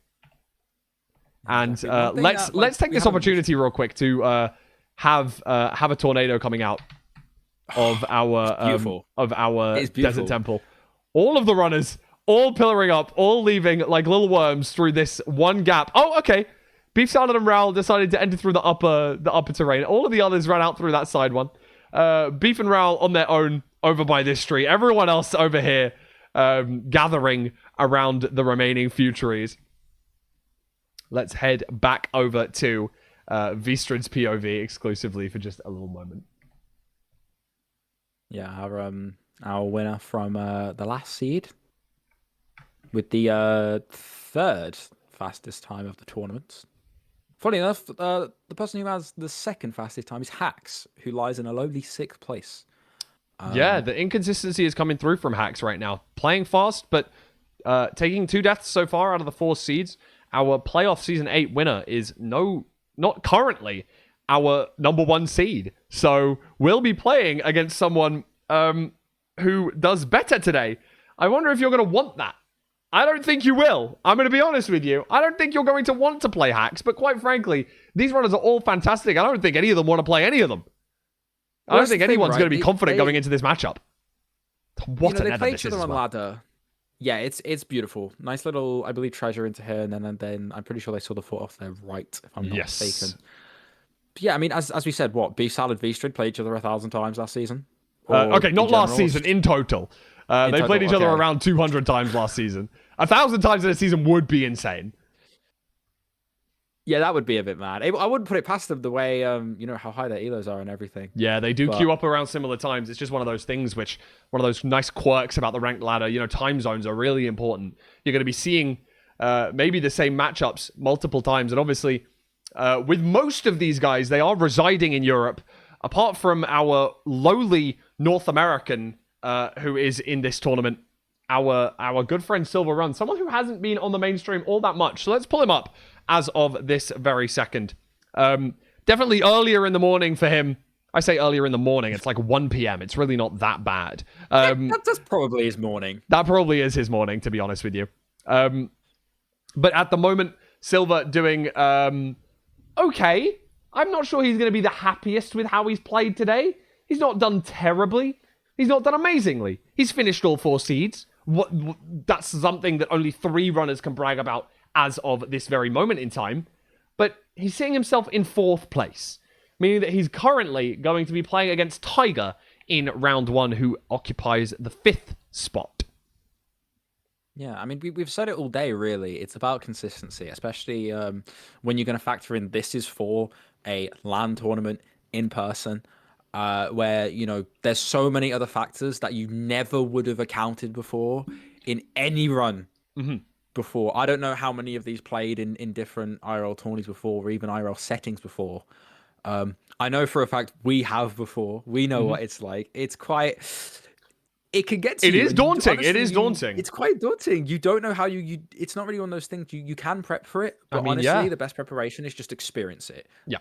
I mean, we were one of the first people, myself and yourself. I mean, we speedrun live at a convention in the UK once when Yeah. before lands were even to do with Minecraft, bro. We didn't have even have the MCC on calc. LAN. We didn't have the calc. You hit the stronghold off a guess. I did, bro. I spied off of raw aura after a 4 jump, 4 jumps in between, bro. That was the tech back in the day, man. Back in the day, back in like what, early 21?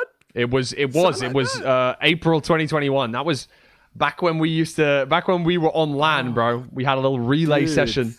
Hey man, UK speedrunners have truly evolved, bro. We've got EDCR now topping the leaderboards in the ranked ladder. Obviously, one of the notable exceptions to the rule of this tournament having some of the best UK-based speedrunners. EDCR not able to attend. One of the, a little bit unfortunate. Definitely would have liked to see him there. But Silver, not going to be the fastest into the fortress here. Ooh. We see hacking noises and Raoul both entering the fort a decent amount before. And hacking noises, as I say, his inconsistency, it seems as though he might be a little bit more consistent than we first had predicted. With 6 rods already blinding, as Silver is only really just approaching the... Dude, off screen here, Vistrid is having the biggest time loss I have seen in this tournament so far, apart from a death. Dude had the entire spawner, 3 rods. He couldn't get the blocks down in time in order to block off magma cubes, withers, skeletons. He's been dealing with them for about a minute and a half now, and he's now building back up at a completely different spot just to try and get these all off. And, I mean, they're all around him. There's at least 5 withers. This is not looking good for him right now.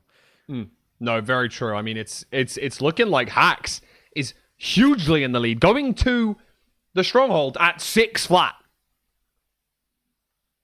Yeah, this is unprecedented. Vistrid's now gone. There you go. First death, I believe, of any runner towards the back half of our seeds today. Yeah, I mean that's important as well. Vistrid currently in 2nd place. This could see him slip down the leaderboard, slip down the rankings as of right now, slip down the seedings. It could play big hands. If you weren't here and didn't join us earlier, the points increase for every seed. So if you had to pick any seeds you want to win the later ones because you get more points for this. Just as Hax wants to do, trying to get himself back on track here, being the first to I Spy. First to I Spy by a little margin. Hax is the only one in the stronghold as of this very moment. I'm sure we're going to see some more runners pouring into the stronghold. But Hax is going to enter the end before anyone else is even in the stronghold. That's how far ahead this guy is in the seed, bro.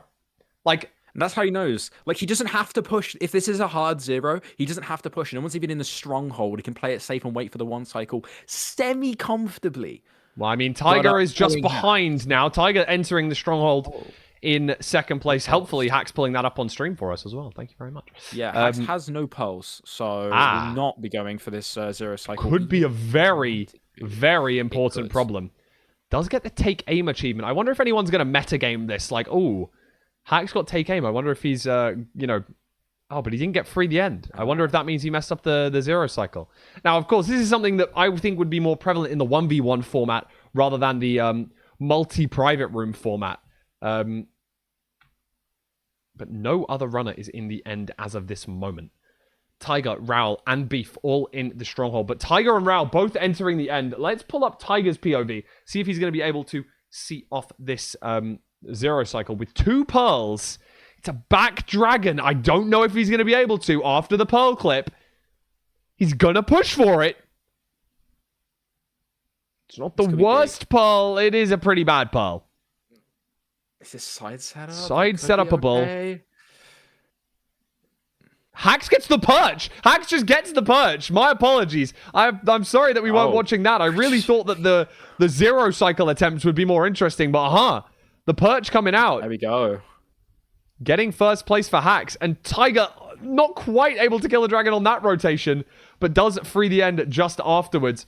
Very nice from Tiger. Let's pull up Raoul and see if he was able to also hit the 0 cycle. No, not going for the 0. For the 0 cycle now. I think just about getting the 1st bed off in time. Let's see. Yeah, it looks okay. These rotates aren't really what you want. Did we just see a triple explosion from Beef Salad? And yes. not able to get the dragon dead. It's going to be a problem. Oh! Bouncing on the tower. But going to have to try his best to manage the situation that he finds himself in. Gonna have to go for a bow. I don't think we've got that many explosives left. I don't think we've got that many explosives left to finish off this, I mean, this dragon kill. that's gonna help, but not by a huge way. Vistrid just entering the stronghold here, and Ral got the perch. Tiger, the only runner to have hit this 0 so far. Ral and Hax both having perch raced, I guess. Indeed. Let's see. I'm just trying to bounce around a little bit different runners here, see who's progressing what. Vistrid's still searching. Vistrid in time. Yeah, Vistrid in the stronghold. Kapow now in the end as well. Silver in the end also. Doesn't seem as though any runner is really going for that 0 cycle. It's a popular song, that, you know. I've heard it once or twice before. Yeah, it was pretty well produced, to be fair. I think I know that guy. I think I know that guy. Really? Yeah. Dude, you should get him. Wow. And just as I'm saying, Silver entered the end a little bit late. He's able to actually force out a perch and finish the seed in 4th place. I mean, I think that he was pretty far behind in that seed. I mean, we saw how far behind he was versus Hax. And individually, if we were just looking at the Hax versus Silver matchup right now, there's a 2-minute and 20-second gap between those two runners. 2 minutes, 20 seconds. That's a hell of a long time. This is a crazy swing leaderboard wise. Like, pretty much all these runners near the top of the leaderboard haven't posted their times. I mean, everyone apart from Beastad, really, actually. You've got Raul in 2nd, Hax in 3rd, Tiger in 4th, and Silver in 6th. So this is what we were saying about how these later seeds could come into play a lot more. Kapow just finishing there in 5th, I believe. Also, that's 6th. That might be 6th, with Mungi actually pipping just about, I believe. Yes, with Vistrid the only one not to finish. So Vistrid will finish in 8th there, and I believe that means Beast Salad is in 7th. Which is quite the swing in comparison to his initial form. But it is swings and roundabouts, so there we go. First, second, and then 7th. It's a big fall off. It is a substantial fall off for B Salad. I assume is still heavily in 1st place, but Hacking Noises, who was struggling, has now leapfrogged into 3rd place. But the cluster in between 2nd and 6th is absolutely gargantuan at the moment. 2nd place on 28 points is 7 Raul. 6th place, Silver Runs on 24 points. We're talking a 4-point gap between 5 runners right now. That's how big the swings can be. And I'm talking in these later seeds, we're talking, what is it? Seed number 6 that is about to come up here. 1st versus 2nd is a 4-point swing. So those runners are going to be jumbled. We really can't tell what is going to go on with this leaderboard right now. Although Beef Salad still with a decent sized lead of 17 points to 2nd place. Yeah, no, that's quite the sizable lead. He can afford to absolutely bomb another seed here and still be fine. However, you bomb 2 back-to-back, you're going to need a big swing here. Funny enough, Hax is actually quite consistent. Consistently flip-flopping? Yeah. Yeah. Finishing and then coming last, and then coming 2nd, and then coming last, and then coming 1st. I don't want to read into the pattern too much, but I fear that I may know what happens to Hax in this next scene. I'm just saying. Maybe. We might have a bit of an inkling, really, from previous experiences here. But also, maybe the seed type favors some runners. There is obviously, it's Minecraft speedrunning. There's always a bit of luck element to this. Maybe some runners will outright ban certain things in ranked playoffs when they play because they really don't like certain things, or their opponents are better than them at that certain types of seeds. especially with the right. We got Village, which I don't even think we've seen yet. You got BT, you got Ruin Portal, you got Desert Temple. So there's many different types here, which could play into some runners' hands furthermore. So maybe some runners get more points on the ones that they prefer or they don't prefer. So there's a bit of luck, but I wish we had the stats read into that, which one they do prefer and don't prefer. But we'll see them prevail over across these seeds. And only 3 to go, with Beef Salad still having that sizable gap. Yeah, seeds 6, 7, 8. We are over the halfway point now, and it really shows who is up in first, but then second through to 6th, again, very, very close. But again, don't count out the difference between 7th and 8th here, because you're talking, I know there's only 2 points, there's a decent gap between 7th and 6th, for example, but even just flipping between 8th place and 7th entirely changes your bracket. It entirely changes who you're going to face. If you're in 7th and you win you're a seed number 7, and you win your first match, you're not going to face seed 1 until the final. That's how the seeding works in this tournament. The difference between finishing 8th and 7th means either you face seed 1 round 1, or you face seed 1 in the final. That's the sort of levels that we're talking about here. And I think that's why it's so important to stay locked in for the entire time. And we're going to start up seed number 6 right now. And that's what we were saying, some players might prefer to just hit the ground running straight off. Maybe they don't need a warm-up. Maybe they don't need time to get into things.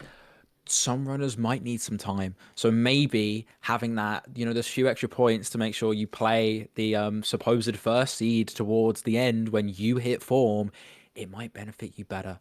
So that'll definitely enter these runners' minds as they just try to navigate all these seeds and play as well as possible. Bro. Nah, we got to seed change this. My fault. Yep. My fault. We're seed changing this. My fault. My fault. I feel like this is a valid reason to seed change. I can only apologize on the fact Everyone vote. I did not have quite enough time to do enough scouting of these seeds. I apologize. We've all been there. Yeah. We've all been there. And I know V-Strid would not be seed changing that, but it ain't V-Strid's tournament, it's mine. So, my fault, man, my fault. Maybe we'll make V-Strid play like a tough BT or something that's like next to an RP in the real thing, okay? Here we go. We've got a Desert Temple seed, obviously completely changing people's perception on that. Obviously, we could have entirely restarted the room and, found out a new seed, but sod that. We're just going to click the seed change button and hope that it works. And it seems as though it has as of this moment. Let's hope it stays that way. Hax, our previous seed winner, who we're going to be focusing on at the very start of this tournament.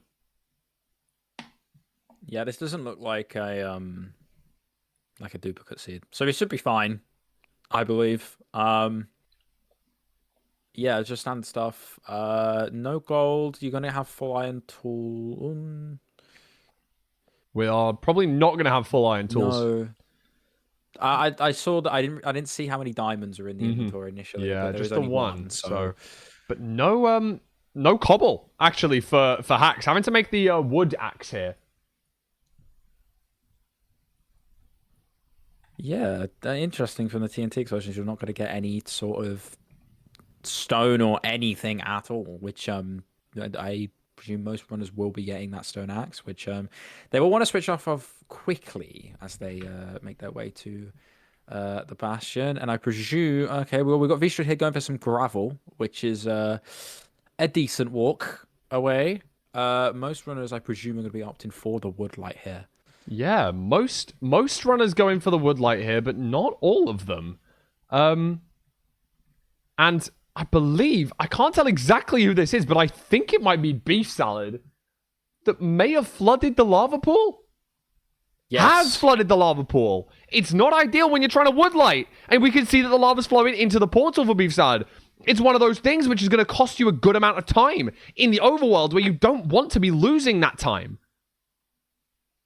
Especially when you need to woodlight as well. You're going to be taking away Where's his water? He's flooded his water. He has to run and grab more water. Beef Salad losing substantial time in this overworld. Having finished first in our first 3 seeds. Finishing 7th in the most recent one and not able to enter the Nether within the first 2 minutes of this speedrun. Oh no, It's a substantial time loss.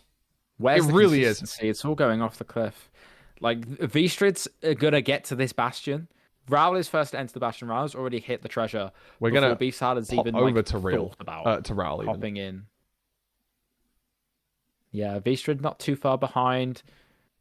Raul's already trading though, so that's quite a big difference already to V-Strid, and a massive difference to anyone outside the top 2, as I believe these are the only 2 that have actually entered this bastion. So that overworld providing tricky conditions for all very the much runners. so. Raul taking quite a lot of damage though. Beef Salad finally enters the Nether. For those that were keeping up to date with that story, by the way, enters the Nether at 3:26. So a pretty substantial time loss, given the fact that Raul entered sub 2. It is a very, very difficult situation for him to be in right now. Most of the runners now in the bastion. Raul still, I believe, significantly ahead. I believe 6. Yeah. No, I'm incorrect, and I'm not even going to say it's one more than 6 that is in fact in the bastion. I'm not going to say the number because people are going to be stupid about it. No, it's 8 minus 1, isn't it? That's 8 minus 1, exactly. Yeah, okay, cool. And Raul likely ready to leave very shortly, but the one question on everyone's mind is that this is a treasure bastion. We've had quite a few treasures today. Where is our fortress going to reside? We are in the Pos-Neg quadrant as of right now, and I don't believe any of the runners saw it on their way in. But it is in the positive Z direction. I don't think any of the runners may have seen it. They may well have done. Their spawn may have given them enough to be able to wide macro. But Raul wide macroing now, and you're not going to be able to see it. It is through a wall. You're not going to be able to spot the fortress easily. And this could be a difference if we see runners go for a portal break or not. And it does look like Raul, in the lead right now, is going down to portal break. I don't know if he needs to grab backups at the same time, or if it's just because he hasn't seen the fortress. I think it's purely a fortress player. I think Raul's got plenty of stuff here. Maybe we'll go down check the chest. 16 obby only, so we're going to grab a couple extras. You know, maybe 4 or 5 gold blocks. But V-Strid deciding against that. And it's going to be our first player in the Nether. I don't think that V-Strid has 20 obby, though. It's one very important... V-Strid does. V-Strid does have 20 obby. V-Strid does have 20 obby. So how the heck has that happened? I don't know how that's happened there, but it's quite a substantial lead. Already got 2 rods and sees a further 3 or 4 blazes. 5 actually. There might actually be 2 more to add to that. Wow, tally. Yeah, that's crazy. V-Strid is pretty much ready to leave just off of the strays in this fort. There's 5 rods. There's 6. Wow. Before anyone else has entered the fortress, V-Strid's blinding. And my presumption is that fortress before no one else has touched it. This is unprecedented levels. I believe that V-Strid must have seen this on enter. Raul finally entering the fortress, the second player to do so. Obviously needing to spawn a break. I believe I said portal break earlier. I apologize. Spawn a break at the bottom of the treasure, but V-Strid not deciding to. I don't know if it was just a risky play going for a direction. I don't think it was. Likely. No, it must have been calculated. It must have been saw. There's no way you get to that without just... I mean, maybe it's a guess, but you don't guess in this environment. The only person who could potentially guess would be Beef Salad that lead, but will not be doing so as he makes his way. Beef Salad himself makes his way to the fort. So yeah, Beef Salad saw it on entry, so V-Strid must have done it as well. Now we are just having Mungi and Kapow are the only 2 runners that are yet to enter the fortress. And as far as my mind is concerned, Kapow's ready to leave, but I don't know if he's leaving the right direction. I think he is, but that's okay. We're going to focus still on V-Strid being the runner that is so far in the lead right now. Actually funny, this portal's actually closer to the bastion, funnily enough. It's you kind of got to double back on yourself a little bit here, but yeah, you know, V-Strid's well ahead of everyone else. he's going to be getting to the stronghold with ample time to nav this and Hmm. prep whatever. Like you're talking comfy 1 cycle territory. This is how big the lead is. Agreed. Yeah. I mean, now the rates were good, so we've seen 5 runners now blind, but I just don't think that anyone is really going to be at the coordinates unless maybe Viscera took some horrible terrain. Maybe there's some substantially better terrain. I'd be surprised to see that, though. I really would. Viscera entering I Spy right now at 8 minutes flat. Yeah, and I'm just looking at B side here, just to some other runners as well. V-Strid found strays, like all of them were for some strays. Yeah. Pretty much most of the runners have had to go for a spawner and then use the TNT to blow up said spawner. So like even that, like the time difference is astronomical. Yeah, no other runner yet to meet the stronghold. That's 30 seconds of complete gap that Vistrid has as of right now. And Beef Salad's our only player not to have blinded right now. Silver in the stronghold, 40 seconds behind Vistrid. And Vistrid has insta-naved. Sorry, not insta-naved, but has naved and found the end portal. We're going to be entering the end here for Vistrid. Let's see if we can see him finish off the seed. Yeah, didn't look at Enderman there. Nice. It's Has gonna it be been another back tower every time? again. I feel like it's been back tower every single seed so far. We had one front 91, and We did. every other one has been back tower. And it's I mean it's pretty. It's not actually not the prettiest. Oh, that's a beautiful two. A million Is it billion explosives too. Vistrid getting free the end. Fantastic run. Let's toggle over to Silver, our only other runner that is in the stronghold. Okay, sorry, apologies. A lot of other runners are now in the stronghold, but whoa, Silver almost taking a death there. Oh, that's rough. Lots of mobs, but very tactically hunger resetting there. Dude, I love that tech. That is beautiful tech. It's very cool. It's a very cool hunger reset. Hacks having to do Tiger, the exact surprisingly, maybe a little bit of a darker horse than we were expecting to enter the end in second spot so far. Yeah, Hacks right behind as well. Pretty And much Raoul neck too. and neck here. This could come down to rotations on the 0, but lots and lots of beds. So you'd hope that these runners are in fact going to be finishing off the dragon here. Kapow actually misses the stronghold, but I believe all three have bows as well, so it's going to be really crucial on who hits these shots. And yeah, Hacks will take it down, I think, ahead of the both of them here for sure. Ooh. And that's what it comes down to. You know, just the rotations, the bows, the double explosives, and it looks like it's going to come down to a very tight amount of time here. But it looks like Hacks is going to finish in second by 0.7 of a second, and then 3 seconds after that, Raoul finishing in fourth. Yeah, there you go. That's what it comes down to: the rotations, the bow shots, getting it in at the right moment.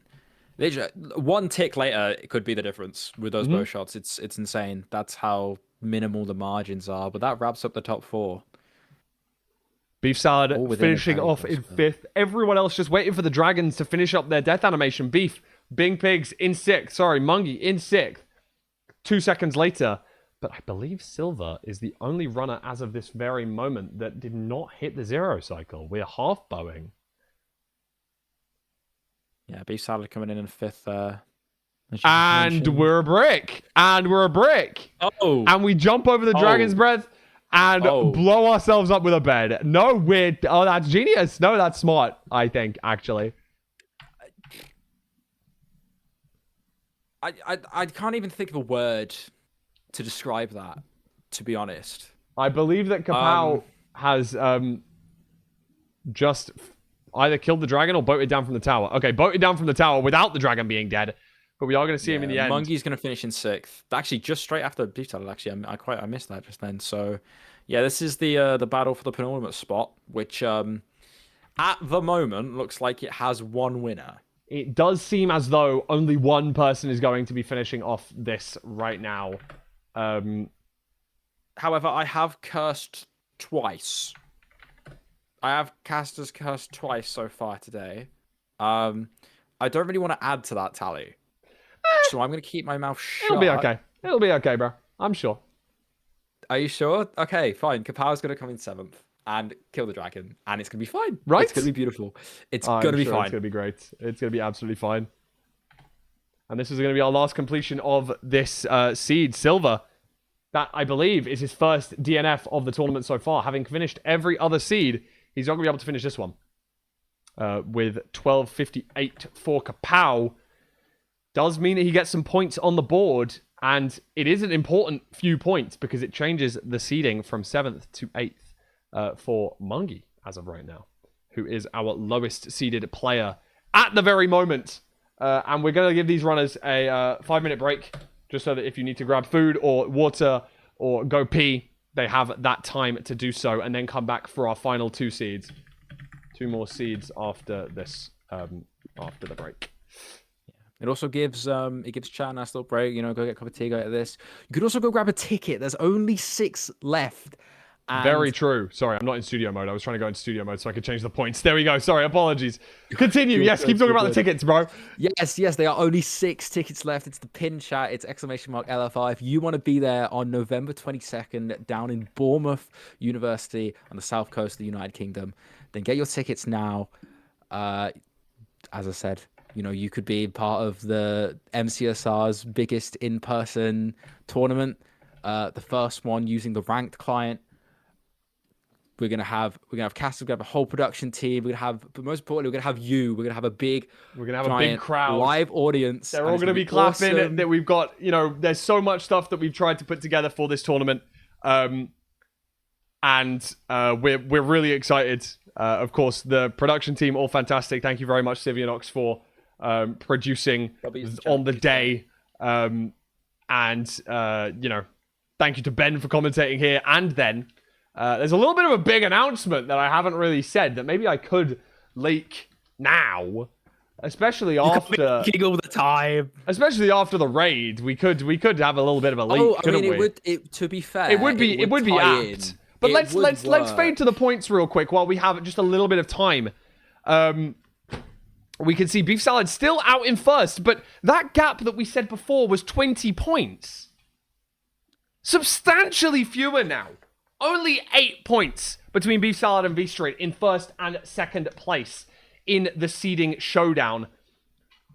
The current matchups, if the points were to end like this, would be Mungi versus Beef Salad are our first and 8th seed.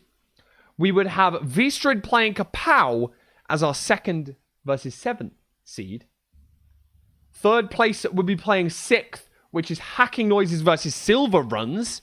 What a matchup that would be for the quarterfinals. You know, that is cinema. And as of right now, 4th versus 5th is Raul versus Tiger. Of course, those will change. I can guarantee you that they will change before the end of our Seed 8. Those are going to be the matchups. That is what this tournament is for, to determine the seeding for the tournament in person, because we wanted to ensure that there wasn't any ambiguity. You know, what if ELO changes? What if PB changes? What if average time changes? You know, things are going to change between now and the event starting. So we thought we'd make it as simple as possible, get all 8 runners into a room together and get things going. It does say 0 on the last seed. You are correct. I can only apologize for that. Let me try and correct that. I see the problem. I apologize, Tiger. Let's correct that right now. There we go. I might need to correct that for a couple of the other seeds because... yeah, there's a couple showing. There's a couple of little mistakes. Let me quickly... No reason. I think that one's correct. Okay, I will quickly go and update those, but I believe that is all correct. Obviously, the times are all correct. That is actually what we're doing everything based on. So if there ever is a problem, we can obviously alter it in post. Obviously, we're trying to do everything live on the fly as of right now, updating the point tallies, updating the scores, updating everything. But we do have all of the information saved, of course. So if anything was to change... we'll change it for the real tournament, because that's all that this matters for. This is exclusively to seed the bracket for the tournament. That bracket will be out tomorrow. I don't have any way of making that live, but we can dictate exactly what the matches are going to be. But yeah, as we have a few seconds here before our next match, we did give everyone about a 5-minute break between those seeds. Yeah, should we announce who the commentators are, Ben? Should we? Do you think chat wants to find out the Do commentators? you think they deserve it? Do you think they deserve to find out who's commentating at the tournament? Do you know who they want to be clapping their clappers for when they're there in person? Do you think they want to know? Well, I mean, spoilers. The two people right here might end up being there. You never know, do you? You might see us on stage. You might see us on stage. You might see us on stage. We might be like there. this, but physically and stood up. Yes, true. And you will see how much taller I am, and it's gonna be crazy. That is something that I'm gonna find difficult to believe. Lewis Fulham at the Lewis Fulham Invitational. Who'd have thought it, right? That's the leak, guys. Hope you enjoyed. But no, we actually have some other runners taking part in the communications. Another top UK runner. Cake? No, he's banned. He's top UK runner, to be fair. Not Beef Salad, not EDCR, not Priffy, not Kapow. But one that might have a little bit more clout than all of those put together, except on a different platform. Now, one of the most touted, I've been in contact with Denise Coates at the at Bet365 asking who is going to win MCSR Awards Video of the Year. And well touted to be in the #1 spot for that is none other than our caster at Lewis Fulham Invitational, Andronicus, who will be taking the microphone for a few of the seeds. Out now. Yes, we're all clapping. We're all clapping. He's there. He's gonna be there. And you're gonna see him, and he's gonna talk. You are. He's gonna be yapping on stage with me, I presume, during the tournament. I'm really excited for that. I'm excited for the Andronicus Fulham meetup, and I'm excited to bully him on how short he's gonna be. But one person that isn't short. We already announced me. Okay, man. All right, bro. All right, let's chill. Let's chill. You're not that tall, man. Let's humble ourselves here. One person that isn't short, one person that's very tall, and one person that's very prevalent, not only in this community, but in another languages community. One man that loves macaroni. Automat is going to be here in person. All things, fingers crossed. We've still got one or two things to iron out, but let's just fucking announce it anyway, bro. Automat is going to be here in person with us. It's going to be Macaroni Fulham and Automat on stage at the same time at the Lewis Fulham Invitational, commentating. I'm so excited for that. That is going to be hype. And then, also, the one that has been announced a couple of times, the one that I've said once or twice before, Toby Tubbo will be there to commentate the show match between Jumper Who and John A, our mid-offs GOAT, the Crafty Award winner, the mid-master. Love that guy. Who did shout out MCSR in front of the crowds at MCC, at the Minecraft official MCC, at TwitchCon in person. We love that guy. Big shout out. Big shout out. And he will be there in person as well. To take part in the commentary. And the one person that I haven't announced, I think, is, I don't know, some little guy from North America is going to be flying over. A guy, one that you might have seen. People don't really know once. Him, really. I know. I don't really think that many people, former world record holder, kind of short, little stubby guy. Got some wings. 1436 comes to mind. I want to say that's quite a relevant number. Quite a relevant number, I would say. I've been to the UK once or twice. In fact, he'd love to live here, bro. He's really trying his best to become a UK citizen. The amount of times he's flying over here in one calendar year, bro. Someone needs to get the HMRC on his back. He's probably earning taxes, bro. He got to pay his taxes here at this point. Bro, Gov UK are on his ass now, bro. He's here too many times. He might as well just move. Really. He might as well, bro.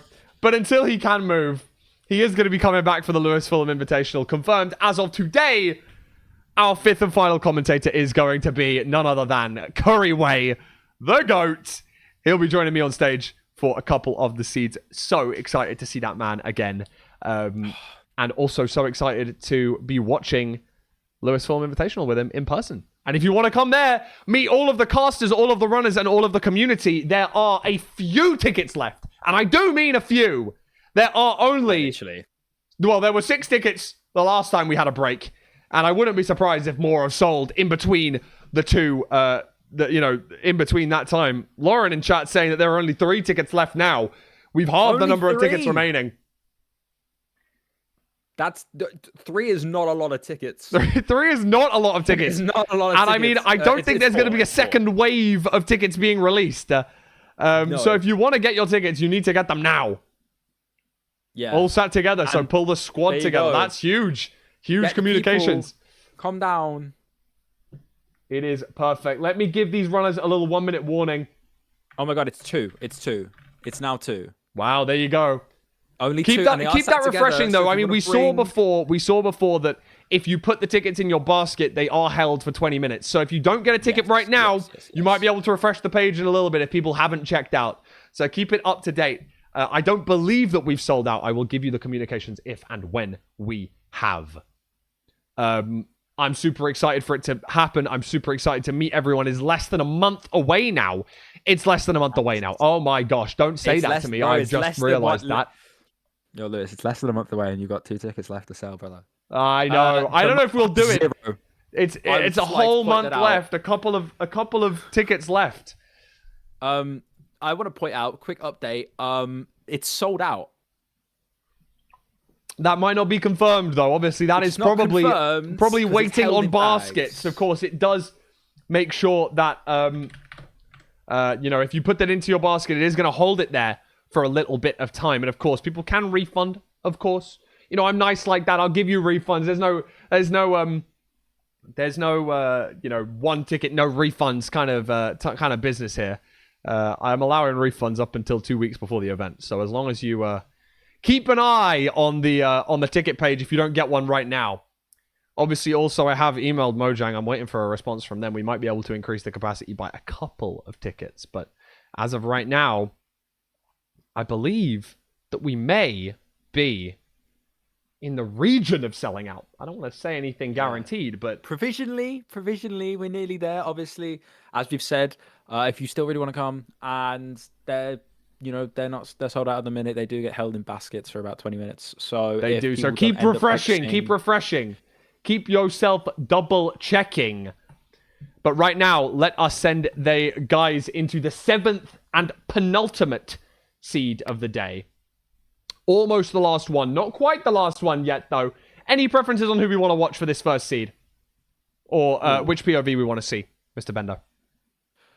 That is a good question. I think we'll pull someone who was really close. I think we'll go for Tiger first. Or we've not really seen I like that a lot. Tiger. We'll go pull up the Tiger. Let's pull up the Tiger stream and let me click this button so we can see him on the screen. There we go. Fantastic. We have our first village seed. We do. It is the rare Acacia Blacksmith. Rare Acacia Blacksmith. It's beautiful, though. Which never happens. It's not one that you see particularly often, but very nice when you do see it. And let's see all of these runners. Oh, see, interestingly, lovely play from Tiger there, grabbing the emeralds from a village chest. Obviously, getting the What a Deal achievement. Every other runner is doing the exact same thing, looking around, trying to find exactly where he found those emeralds. He was the first to do it, but getting that achievement in chat does kind of signify to your... Okay, Tiger's just made a stone axe. What an absolute brick. You literally did the whole trade for it, bro. You were the first person to trade. You alerted everyone else, and then you got Stone Age. What are we doing? Wake up! I guarantee he's like popping up on the first one. mic, Yeah, like, no, it's great. It's look what I did, and then as he's digging down to get the extra stone. Oh, it's beautiful. Tiger, it's beautiful. We do. MCSR's smallest furry because he told me he wasn't the biggest furry. So have to clarify that That's one. a He told quote, me by the not way. to say that he's the biggest furry. So clearly MCSR's smallest furry here is our main contender as of this very moment. But we're still looking for Flint. And I wonder if we're going to see many of the runners go for a Woodlight here. Yeah, V3 definitely is. I think Beef Salad is as well. I think it's just going to be the play. I mean, he's been quite reliable so far. I think actually, like, probably half these seeds so far have been woodlit. And they've been quite reliably woodlit if you don't overflow the whole portal here. So, yeah, these True. runners seem totally fine. Wood lighting, they're not going to go out of their way crazy. I mean, I assume there was no sort of like river or lake or anything to try and There go is get a some, river so, nearby, yeah. but Beef Salad's gone for it. Maybe because he flooded the last Woodlight portal that he had to attempt and did finish in the last possible spot in that seed. However, Silver, It looks like it's Mungie, paying off. Tiger, Kapow, all entering the nether, and entering the nether right here in the bad part of the fortress. 3 gold in that chest. Worth checking, in my opinion. I like that play. And these runners trying to leave with good terrain. And the only person that I've seen find this beautiful terrain is actually Mungie. Pulling out a stupendous little spot. Let me pull him up on our main stream. Hax is dead. Did Hax fall into that flowing lava? No, so Hax actually managed to save all of his items in a hole. So it is okay. It is retrievable. It is just quite a time loss, obviously. Yeah, just gonna be running not the through only now, person gonna to go do and that. stuff. Unfortunately, if I pull up the RSA account, you can see that the runners were popping out of this part of the fortress here and could have unfortunately had a lava flowing incident. And I believe that is what Hax unfortunately did. All of these runners coming over here. Unfortunate. Interestingly, we see V-Strid having pillared out from some random part of terrain rather than walking around and building over in that spot. But, you know, V-Strid entering the Bastion a little bit behind everyone else. Let's have a look over at Mungie's POV once again, heading for a triple to gap. Why has Kapow got a shield? Why did that happen? Maybe he's not playing Fort first intentionally. There's no way Kapow was playing Fort first. Nah, low key though. It could be a low play. key. It's absolutely stupid. He's got 6 rods. He's got 6 rods. No. He's got 6 rods. He's going to the Bastion. He's not even that far behind. Oh my god, this is legendary. He's actually not even that far behind. This is the RSG mindset. This is the mentality. You spawn on the fortress, you play the goddamn fortress. That's what he's doing. And that's what he's done. We were talking about it earlier, the difference in mindset and play style in the way you play these things. I said, like, maybe the awareness or maybe just different decisions come into factor and do all that. And it's showing. It certainly is. Loads of food for him as well. No worries about that. Obviously, the shield, unnecessary now, but was useful when he needed it 5 seconds ago to be in the fort, grabbing those strays. I mean, it's a beautiful play, but the one problem could be is if he doesn't get 20 obsidian. He's going to have to go back to the home portal, which, surprisingly, is in the fortress. This will be fine. It's at least double stables. It's double, triple, and a good gap, and I think he's playing for the double, triple. Kapow's trying to get the world record here, bro. Kapow is pushing it, and I like it. It's going to work. Yeah, I mean, it's actually going to be quite close. All these Bastion runners seem to be entering the fortress around about now. And, you know, most of them have gotten 20 RB, but some of them might not need to. You know, if they seem to find an easy way to get back to their original portal, they might just go, hey, I'm going to bag 10 RB here, and I'm going to run back, maybe. Obviously, being in the fortress does help. Unfortunately, Hax, continuing, as I say, with that trend of, you know, being a little bit inconsistent. Taking yet another death back in the overworld, full resetting the seed as of this very moment in time. It's going to come down to who blinds first for me, I think. Because obviously, probably the runner that I would consider to be furthest ahead would be probably Beef Salad, who is, I presume, at the spawner right now. Yeah, is getting the rods. But it's going to come down to whether ahead, has another spawn cycle and 4 rods and is going to get 6th right now. But it's going to come down to whether Kapow gets the trades quickly, and only 16 obsidian for Kapow as of this moment in time. Does need to check this chest. You could overlap, though. You could always do the portal and throw some stuff. 16 obby because he's already built the first portal. So that does would, make more sense. that would track. You know what? Blinding at the same time as Vstrid. So really, really tight. Vstrid blinding ever so slightly beforehand. It's going to come down to where the stronghold is for these runners though as well. Oh, is that a second eye throw? Yeah, it is. Second eye throw for Kapow. Is it going to be closer to the bastion or is it going to be closer to the fortress? I assume it's going to be closer to the bastion, but we definitely can't guarantee that. Let's have a look. No, I mean, Kapow's is 1,800 away. I was unable to see what Vstrid's is. Kapow's eye broke, so he needs that one eye. Oh. Yeah, you don't have the advantage of going back and getting more rods, unless it's on the way. No, opposite direction. I don't believe so. I mean, these two could be going in completely different strongholds here, potentially. And I'm going to say this right now. Monkey's in the stronghold. So even though we really wanted to... I really, really wanted to force that whole fort first crazy meta play.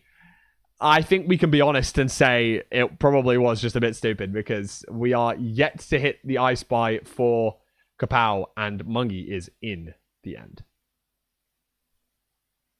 Yeah. Kapow's going... Yeah. I mean, Kapow is very close to getting into the stronghold, but... Vstrid not too far behind in the end as well. Front 94, pretty comfortable zero cycle for most of these runners, I believe. Yeah, but they're relieved not to see a back dragon for the first time in about 5 seeds. Like a beautiful 3 rotation 0 from Mungie coming out here. Perfect. Yeah, it's going to be really clean one. Gets the free the end achievement. Everyone knows that Mungie is going to be finishing this seed in first spot. We're going to swing this one over to Vstrid, who is also hitting the 0, I believe, as we speak. Beef Salad on his tail. But I believe Vstrid's going to take it before Beef Salad does. Kapow, our fort first runner, is now in the stronghold and in the end as well. There you go. Different ways of doing it, but getting the same result. If he's able to finish this one in fourth as he entered the end in fourth, it would be his best placement so far across any seed. And now's the best time. Close.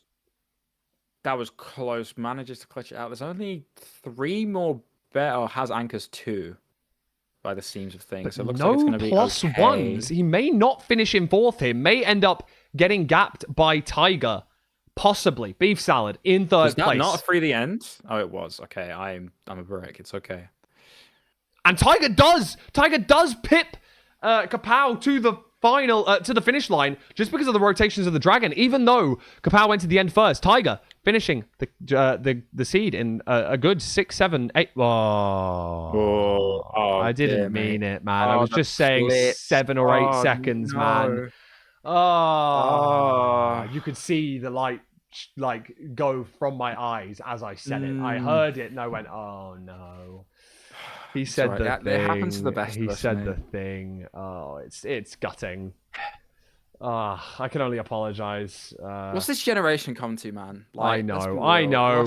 Raul finishing off the seed as well. Silver in the end. Hacks still yet to blind. Silver taking a death. These 2 runners struggling as of right now. Silver and Hacks. Hacks obviously taking deaths at the start of the seed, but could still finish off the run. Has 4 minutes to do so, and is at the spawner. Yeah, these deaths are quite costly for Hacks. Does this follow the pattern? It doesn't quite. No, this should have been the good run.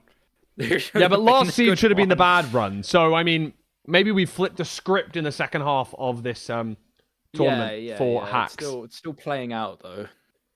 But with Mungie taking his first victory in this format, it bumps him from 8th position in the seeding, meaning he would have been playing first place, all the way up to 6th, meaning he's now playing 3rd, who is currently Tiger. That could change, assuming that Hacks does complete the seed, though. It's really, really close. We only have 1 seed remaining to be played, and it's the most important seed. First place taking home 20 points. Bear in mind, our current 8th seed, Kapow, is on 22 points total. So, if he was to finish in first place, he would move himself from seed 8 all the way up to seed 3, which is an insane swing. And that's why I really wanted to format this tournament like this, to make the latter seeds even more crucial, and a misplace of obby for hacks in the portal, meaning that we're gonna have to go and get another piece of obsidian. It's a tough one. Yeah, that's one you just kind of like, you bow your head and just go next, which I guess is the last one. But a little stat that I'm just looking over with the spreadsheet we have, exclamation mark points. Beef Salad might be in first, but now does not hold the fastest average. Well, the average doesn't include DNFs as of right now. Yeah, it doesn't include DNFs. So as of right now, the average will be our tiebreaker, with all DNFs counting as 15 minutes. We may actually count it as longer than 15 minutes. I believe that we're counting it as 15 minutes, though. So that is our tiebreaker between the points. If they do end up being tied, I don't think that there will be any ties, but just in case there are, then we will be using that as during the middle of the pack. So you're not wrong. You're not wrong. There is, of course, opportunities for there to be ties. I would be surprised if there was, though. Sorry, I'm just updating the points on the point scene so that we're able to transition over to that once this seed does come to fruition. You can get obby in the bad part of the fortress, and that seems to be what Hax is looking for right now, but I'm not sure if he's going to be successful in that case. 1 diamond is a third of the way there to getting the diamond pickaxe, but with 1 minute and 30 seconds left on the clock, he's going to have to insta-nav and insta-zero and instantly get 1 obsidian out of nowhere. And it does mean that Hax is going to DNF in our books. We'll double check that Silver could be back in the end, but is not. Obviously has made it to the end, I believe, failing the 0 cycle. Ooh, okay, he's digging down. We might be at coordinates here. So we could see him re-enter the end. Maybe with an instant perch, we could get something. And points on the board for Silver here. Bear in mind, he would be finishing in 7th place, meaning he would be getting 2 points, bumping him from a measly 7th to still 7th, actually. Yeah, no, that portal was not... Caved under the stronghold. That's not in the... That one, ironically, could be the difference to getting the points here, maybe. It could be. Lots of blocks, so he is able to get back up to the end island, thankfully. But with 30 seconds left, we're going to need to see an insta-perch for him. That 1 in 13. Yeah. It could well east-west as well, which would be a struggle. Ooh. His items are strewn across the floor. Needs to go gather them. And with 20 seconds on the clock, including the death animation, we need to see the perch happen this second. Yeah, it's not happening. And it's not going to. It's going to be chalked up as a DNF, and he knows it. Both of these runners with the DNF, in which case, and as we do, let's fade into the points so that we don't ice these runners for too long. I know some of them have things to do after this very shortly. Let's talk about the points. First place at the moment, Beef Salad, has been for the entirety of the time, but Vistrid very much catching up at the moment. Only 4 points in it, and that is the beauty of this format. If Vistrid is to finish first in this final seed, Vistrid will be taking Seed 1 going into the Lewis Fulham Invitation Season 1. Only 4 points in it, and there are 5 points between first and second in this final seed, with first place getting 20 points, second place getting 15. So Beef Salad and Vistrid are our main 2 competitors for that first place spot. Third place is 41 with Tiger. So there is a chance for Tiger to get first, but if not, he would still be vying for second or third, maybe trying to avoid certain players in that upper half of the bracket. As of right now, Kapow holding up the bracket in our 8th spot. Currently, who Beef Salad will be playing in the first seed. I'm going to give these guys just a 2-minute warning so that we know that they're going to be going ahead into the seed in about 2 minutes' time. Let me send you over to us. Hello. As we are going to be seeing the final few, the final run, the final seed. Sorry, not final few. Yeah. The final seed. The final few The minutes. final seed is the final one. Yeah. Our final seed for the seeding for the brackets. It's annoying that the word seed is used twice, right? Like it's seed 8 to determine who's seeded where for the Lewis Fulham Invitational. Of course, seeding a term to determine who is going to be in which spot in the bracket, who is going to play who in the quarter finals. As of this moment in time, Beef Salad would be playing Kapow, Vistra would be playing Silver, Hacks would be playing Raul, and Tiger would be playing Mungie. Those are the matchups as of right now, but everything can change in the 8th and most important seed, the highest point distribution.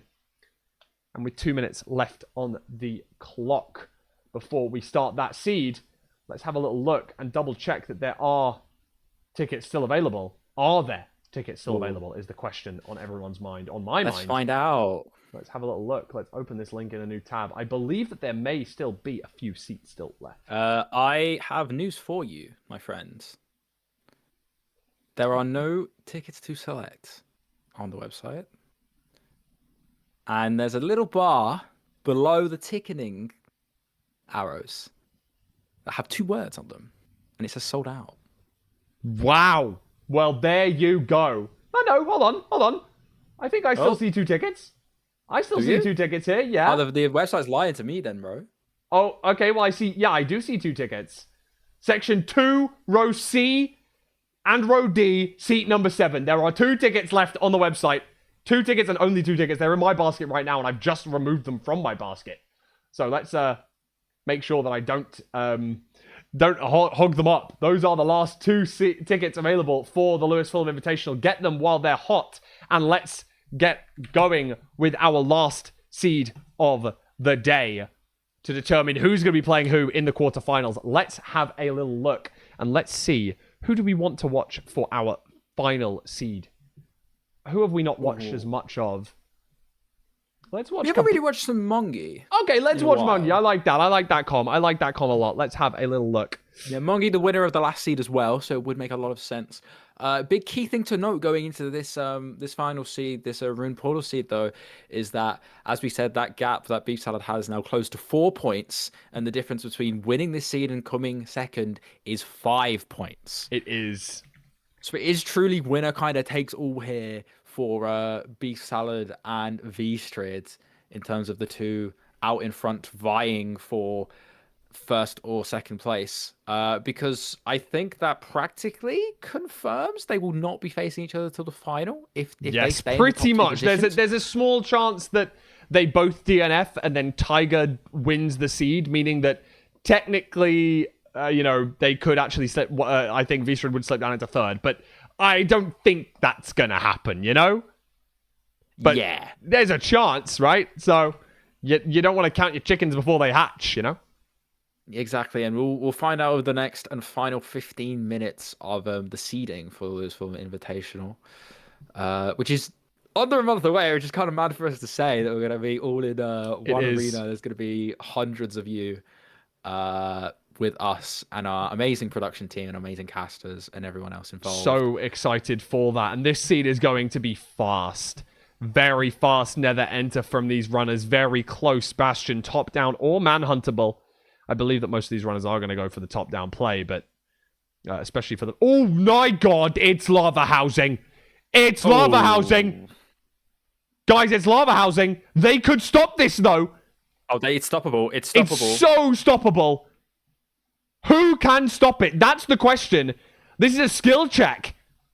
Will these runners stop the lava housing in time? They will probably be playing Manhunt because of this. Because the lava will probably be killing some of the runners, some of the piglins at the top. This is preventable. The portal is only over this hill right here. I know you can't see it, but it is right here, and it is preventable. These guys can stop this. Let's have a look and fade back to Mungie, who I believe was able to prevent that lava housing. I believe most of our runners will be able to do so. An interesting final seed, a fun final seed. Lava housing coming out. One thing to notice as well, I think the manhunt is completely dry. So worst case scenario, they probably have a good amount of pigs down there. Yeah, and And it you'll see seems like Mungie even Mungie actually not come able down to and do stop it. manhunt. So is Oh, going to have to go for it. Is going to have to play that outside. Let's have a look, see if any of our other runners were able to prevent that from happening. And it looks like Beef Salad did stop the lava from coming down. And let's have a look. That's going to be a big difference here. It's going to be a huge difference. In the last seed, obviously, oh, wait. Beef Salad not able to stop the lava. I think that these that's runners... big. V-Strid was able to stop that lava, which is massive for first and for that second first and second, here. yeah, for that first and second place, V-Strid stopping the lava, making all the difference. Could be out of this bastion so much faster. Yeah, we're hearing Tiger and Kapow also stopping that lava coming down. So this could be the crucial factor for a lot of these runners. You know, it's still quite tight down there. You've got Hacks on 39 points, Raoul's on 38, Mungie's on 33. It's Tiger's on 41. Anyone could pretty much be anywhere. Like maybe apart from Kapow and Silver, who are on 22 and 24 respectively. Mungie could shoot up into third from definitely from sixth very easily. It's all going to come down to how well these guys play in this final 8th seed, and I do believe that V-Strid is probably out first. Yeah, I do believe so. I think looking at the little chats here, but however, no, actually, it looks like Kapow is going to be the first to the fortress and straight onto the spawner as well. SSV over a lava lake, so post spawner, you're going to get these nice spawns in here. This could be big for Kapow. This would be huge because currently he's the 8th seed, but if he's able to finish this seed in first place, he'd be able to leapfrog a good few members of the tournament so far, maybe shaking things up from the bottom all the way to the top. Kapow blinding first, very quickly, having to hunger reset in this overworld, and it is above the ocean. It's going to be a tough one to deal with. Not able to pearl back to the portal. May end up leaving this one eye. We know he gambled on a one eye a little bit ago when he played that fortress first. No, he is going to sink to the bottom of the ocean and try and grab that. Oh, he's going to hunger reset down here. Very smart. Smart move. Oh! I say smart. I meant dumb. I meant stupid.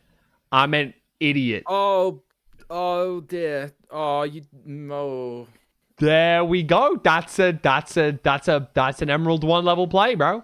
What are we doing? Dude, I was just about to say that best case scenario for Kapow, you could still finish third if everyone else DNFs. Not when you do that. I think that's a struggle. I think that's a struggle meal for our Kapow eaters. With Beef Salad taking a death as well.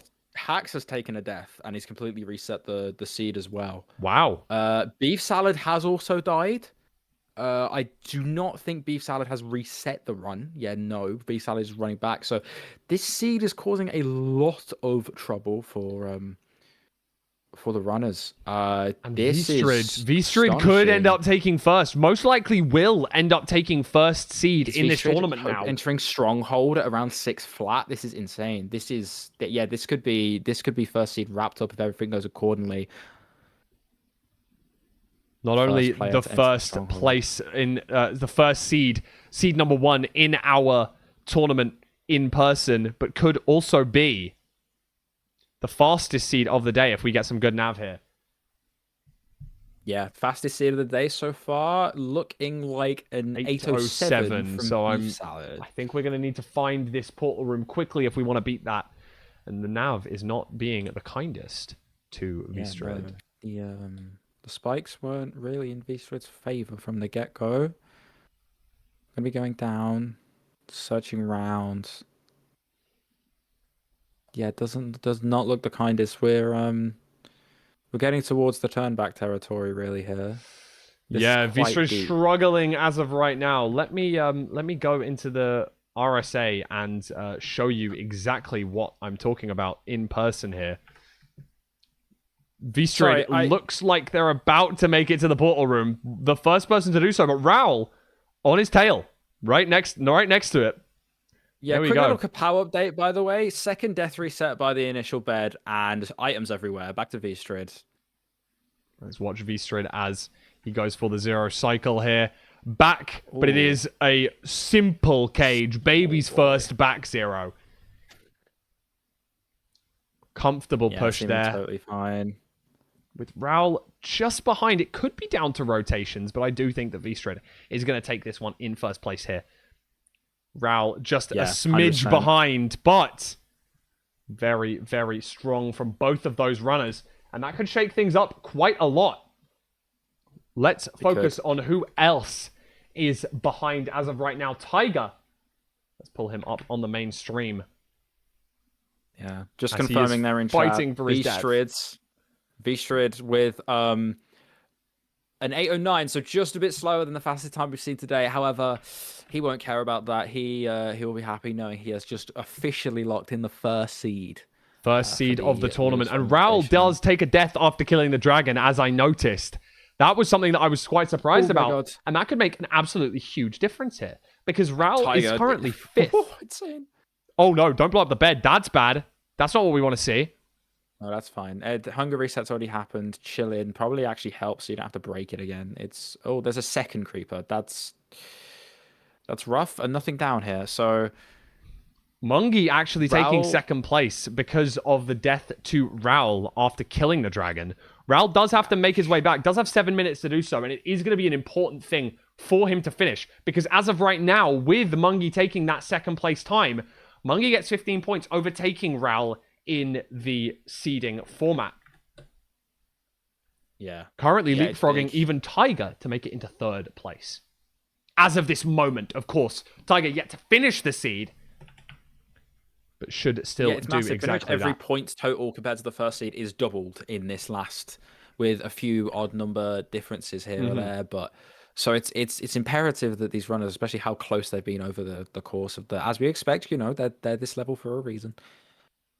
It's imperative how they need to get through it. Kapow is finally in the stronghold, finding the portal room. That's good. Kapow through like a good route this time. It's similar to the way everyone else has found the portal room, so it's looking good.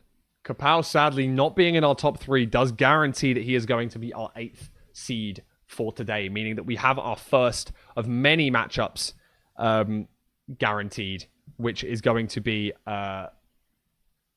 V-Strid versus Kapow as our first of many matchups, as our first of the 4 quarterfinals. Yes, this has been a really strange trend across today. I feel like these strongholds, they've really given the runners a hard time. They have. I mean, specifically, Tiger's been running around this stronghold forever. Forever! Yeah, Kapow, they're like, I mean, that death resets they're going to take. Okay, Hax has recovered from the time loss and is now entering the stronghold. Beef Salad... Every single runner has gone down this exact same corridor, and it's not there. Beef Salad's finally going to find it. All of the runners in the stronghold now. Let's actually transition over to the spectator account real quick to show you guys where this portal room is. It is pretty deep. It is down mid. Bro, this is so far. This is actually far. It's crazy deep. This is incredibly far. But Tiger is finally entering the end. This is an insanely deep nav. I think it's about 11 rooms. Yeah, it's probably the deepest nav. Down mid. 1, 2, 3, 4, 5, 6, 7, 8, 9, 10, 11. Okay, it's the 12th room of the stronghold. It is a very deep nav, but it's pretty much all straight down mid, making it quite difficult to dictate where that spike exactly is. Tiger able to get it and able to finish off this dragon very, very well. But in the meanwhile, while he's doing that 0 cycle, Raul and Beef Salad finish their seeds in 11:44 and 11:49 respectively. Yeah, Beef Salad coming in clutch there. They're getting a lot of the time loss he had from the start of the run, so pretty good recovery there from Beef Salad. Obviously not the result he wanted, given, the like 30 to 40 point lead he had after the 3rd seed. which was just so unprecedented. And I mean, if you've tuned in after not seeing the last 5 seeds, you're like, how is beef salad not there? Well, consistency wins, and I mean, yeah, V Street very consistent over the last three, by the way, 17, 14, and 20 points picked up respectively. Which is, and there we go. clutch Hacks finishing things off as we finish our final seed of the day. That does dictate and guarantee our matchups are entirely written. They're all done. They're all ready to be served up hot and fresh. Let me just double check exactly what they are, and then I will read them all out for you as we go through. Wow, there are some insane matchups in this starting lineup. Oh my lordy. Oh my lord. Our final matchup is this. You versus you. Wow. Our lineup is impressive, to say the absolute least. And so no matter what these matches were going to be, they were always going to be cinema. But these are our matches. For the quarterfinals, Vistrid will be playing Kapow. Seven Row will be playing against Tiger. Beef Salad will be playing Silver. And Mungie versus Hacks. Mungie able to clutch out third place after winning winning Seed 7 and coming second in Seed 8. Really bolstering his points, allowing him to play against the Seed 5, who is Tiger. That's massively impressive. I'm quite confident Mungie was in one of the last two places going into the 7th seed. Sorry, not Tiger. I meant Hacks. Sorry, I can't read. Mungie's playing Hacks. Apologies. Yeah, but no, yes. Like Mungie going from 7th to 3rd over the last two seeds is very impressive. 2 sub-9s coming out there. I'd only managed 1 sub-10 over the entire first 6 seeds. So clutch genes showing there, and yeah, those are our matchups. That's gonna be I'm sure the bracket. When we get the the graphics right and stuff with it all, you'll end up seeing it with. Yeah, we'll have a proper graphic out tomorrow to make sure you guys know exactly how the bracket is formatted. But the bracket is formatted as this is shown. So Vistrid and Kapow, the winner of Vistrid and Kapow will be playing the winner of 7 Round Tiger, I believe. I will double check that.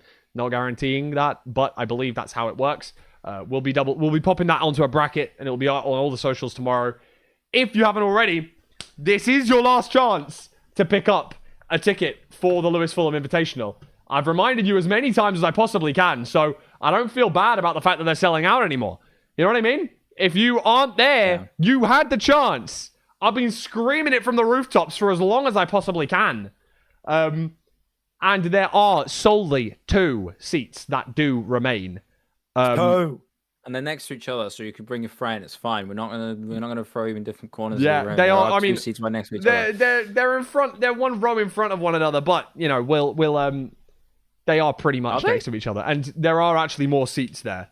I just cut them off because it looked nicer on the photo of the description. Okay. As of right now, it only shows 1 seat remaining, but I believe that is because someone has got the other 2 in their basket. I don't think that they've actually sold yet. So, if you're planning on getting a ticket, refresh that page in about 20 minutes' time. You should be able to get one still.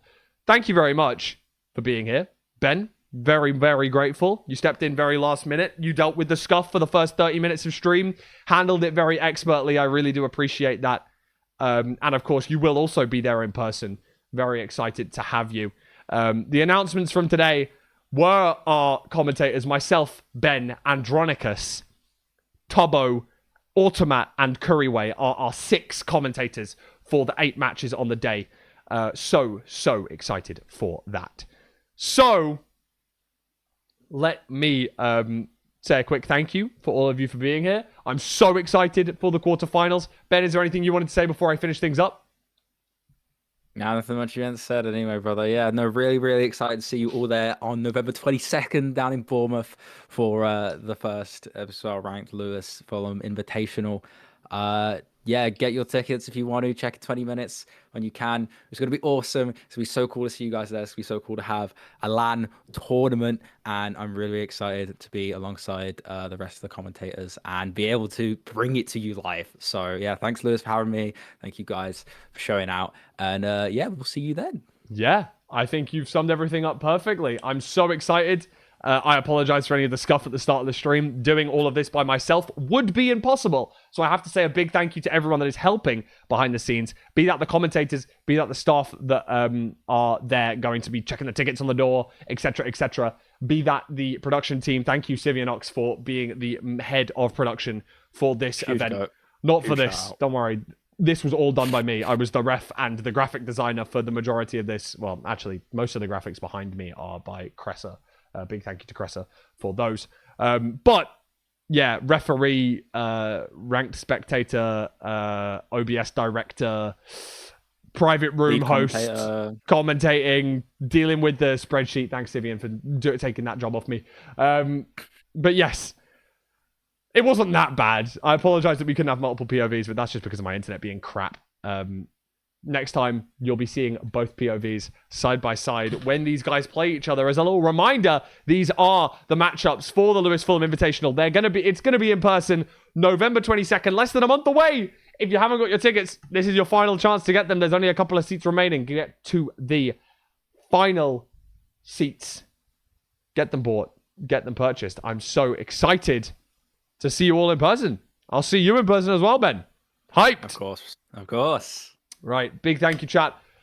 We will see you very shortly. Well, very shortly being a month. A month feels very short given the fact that there's so much for me still to organize.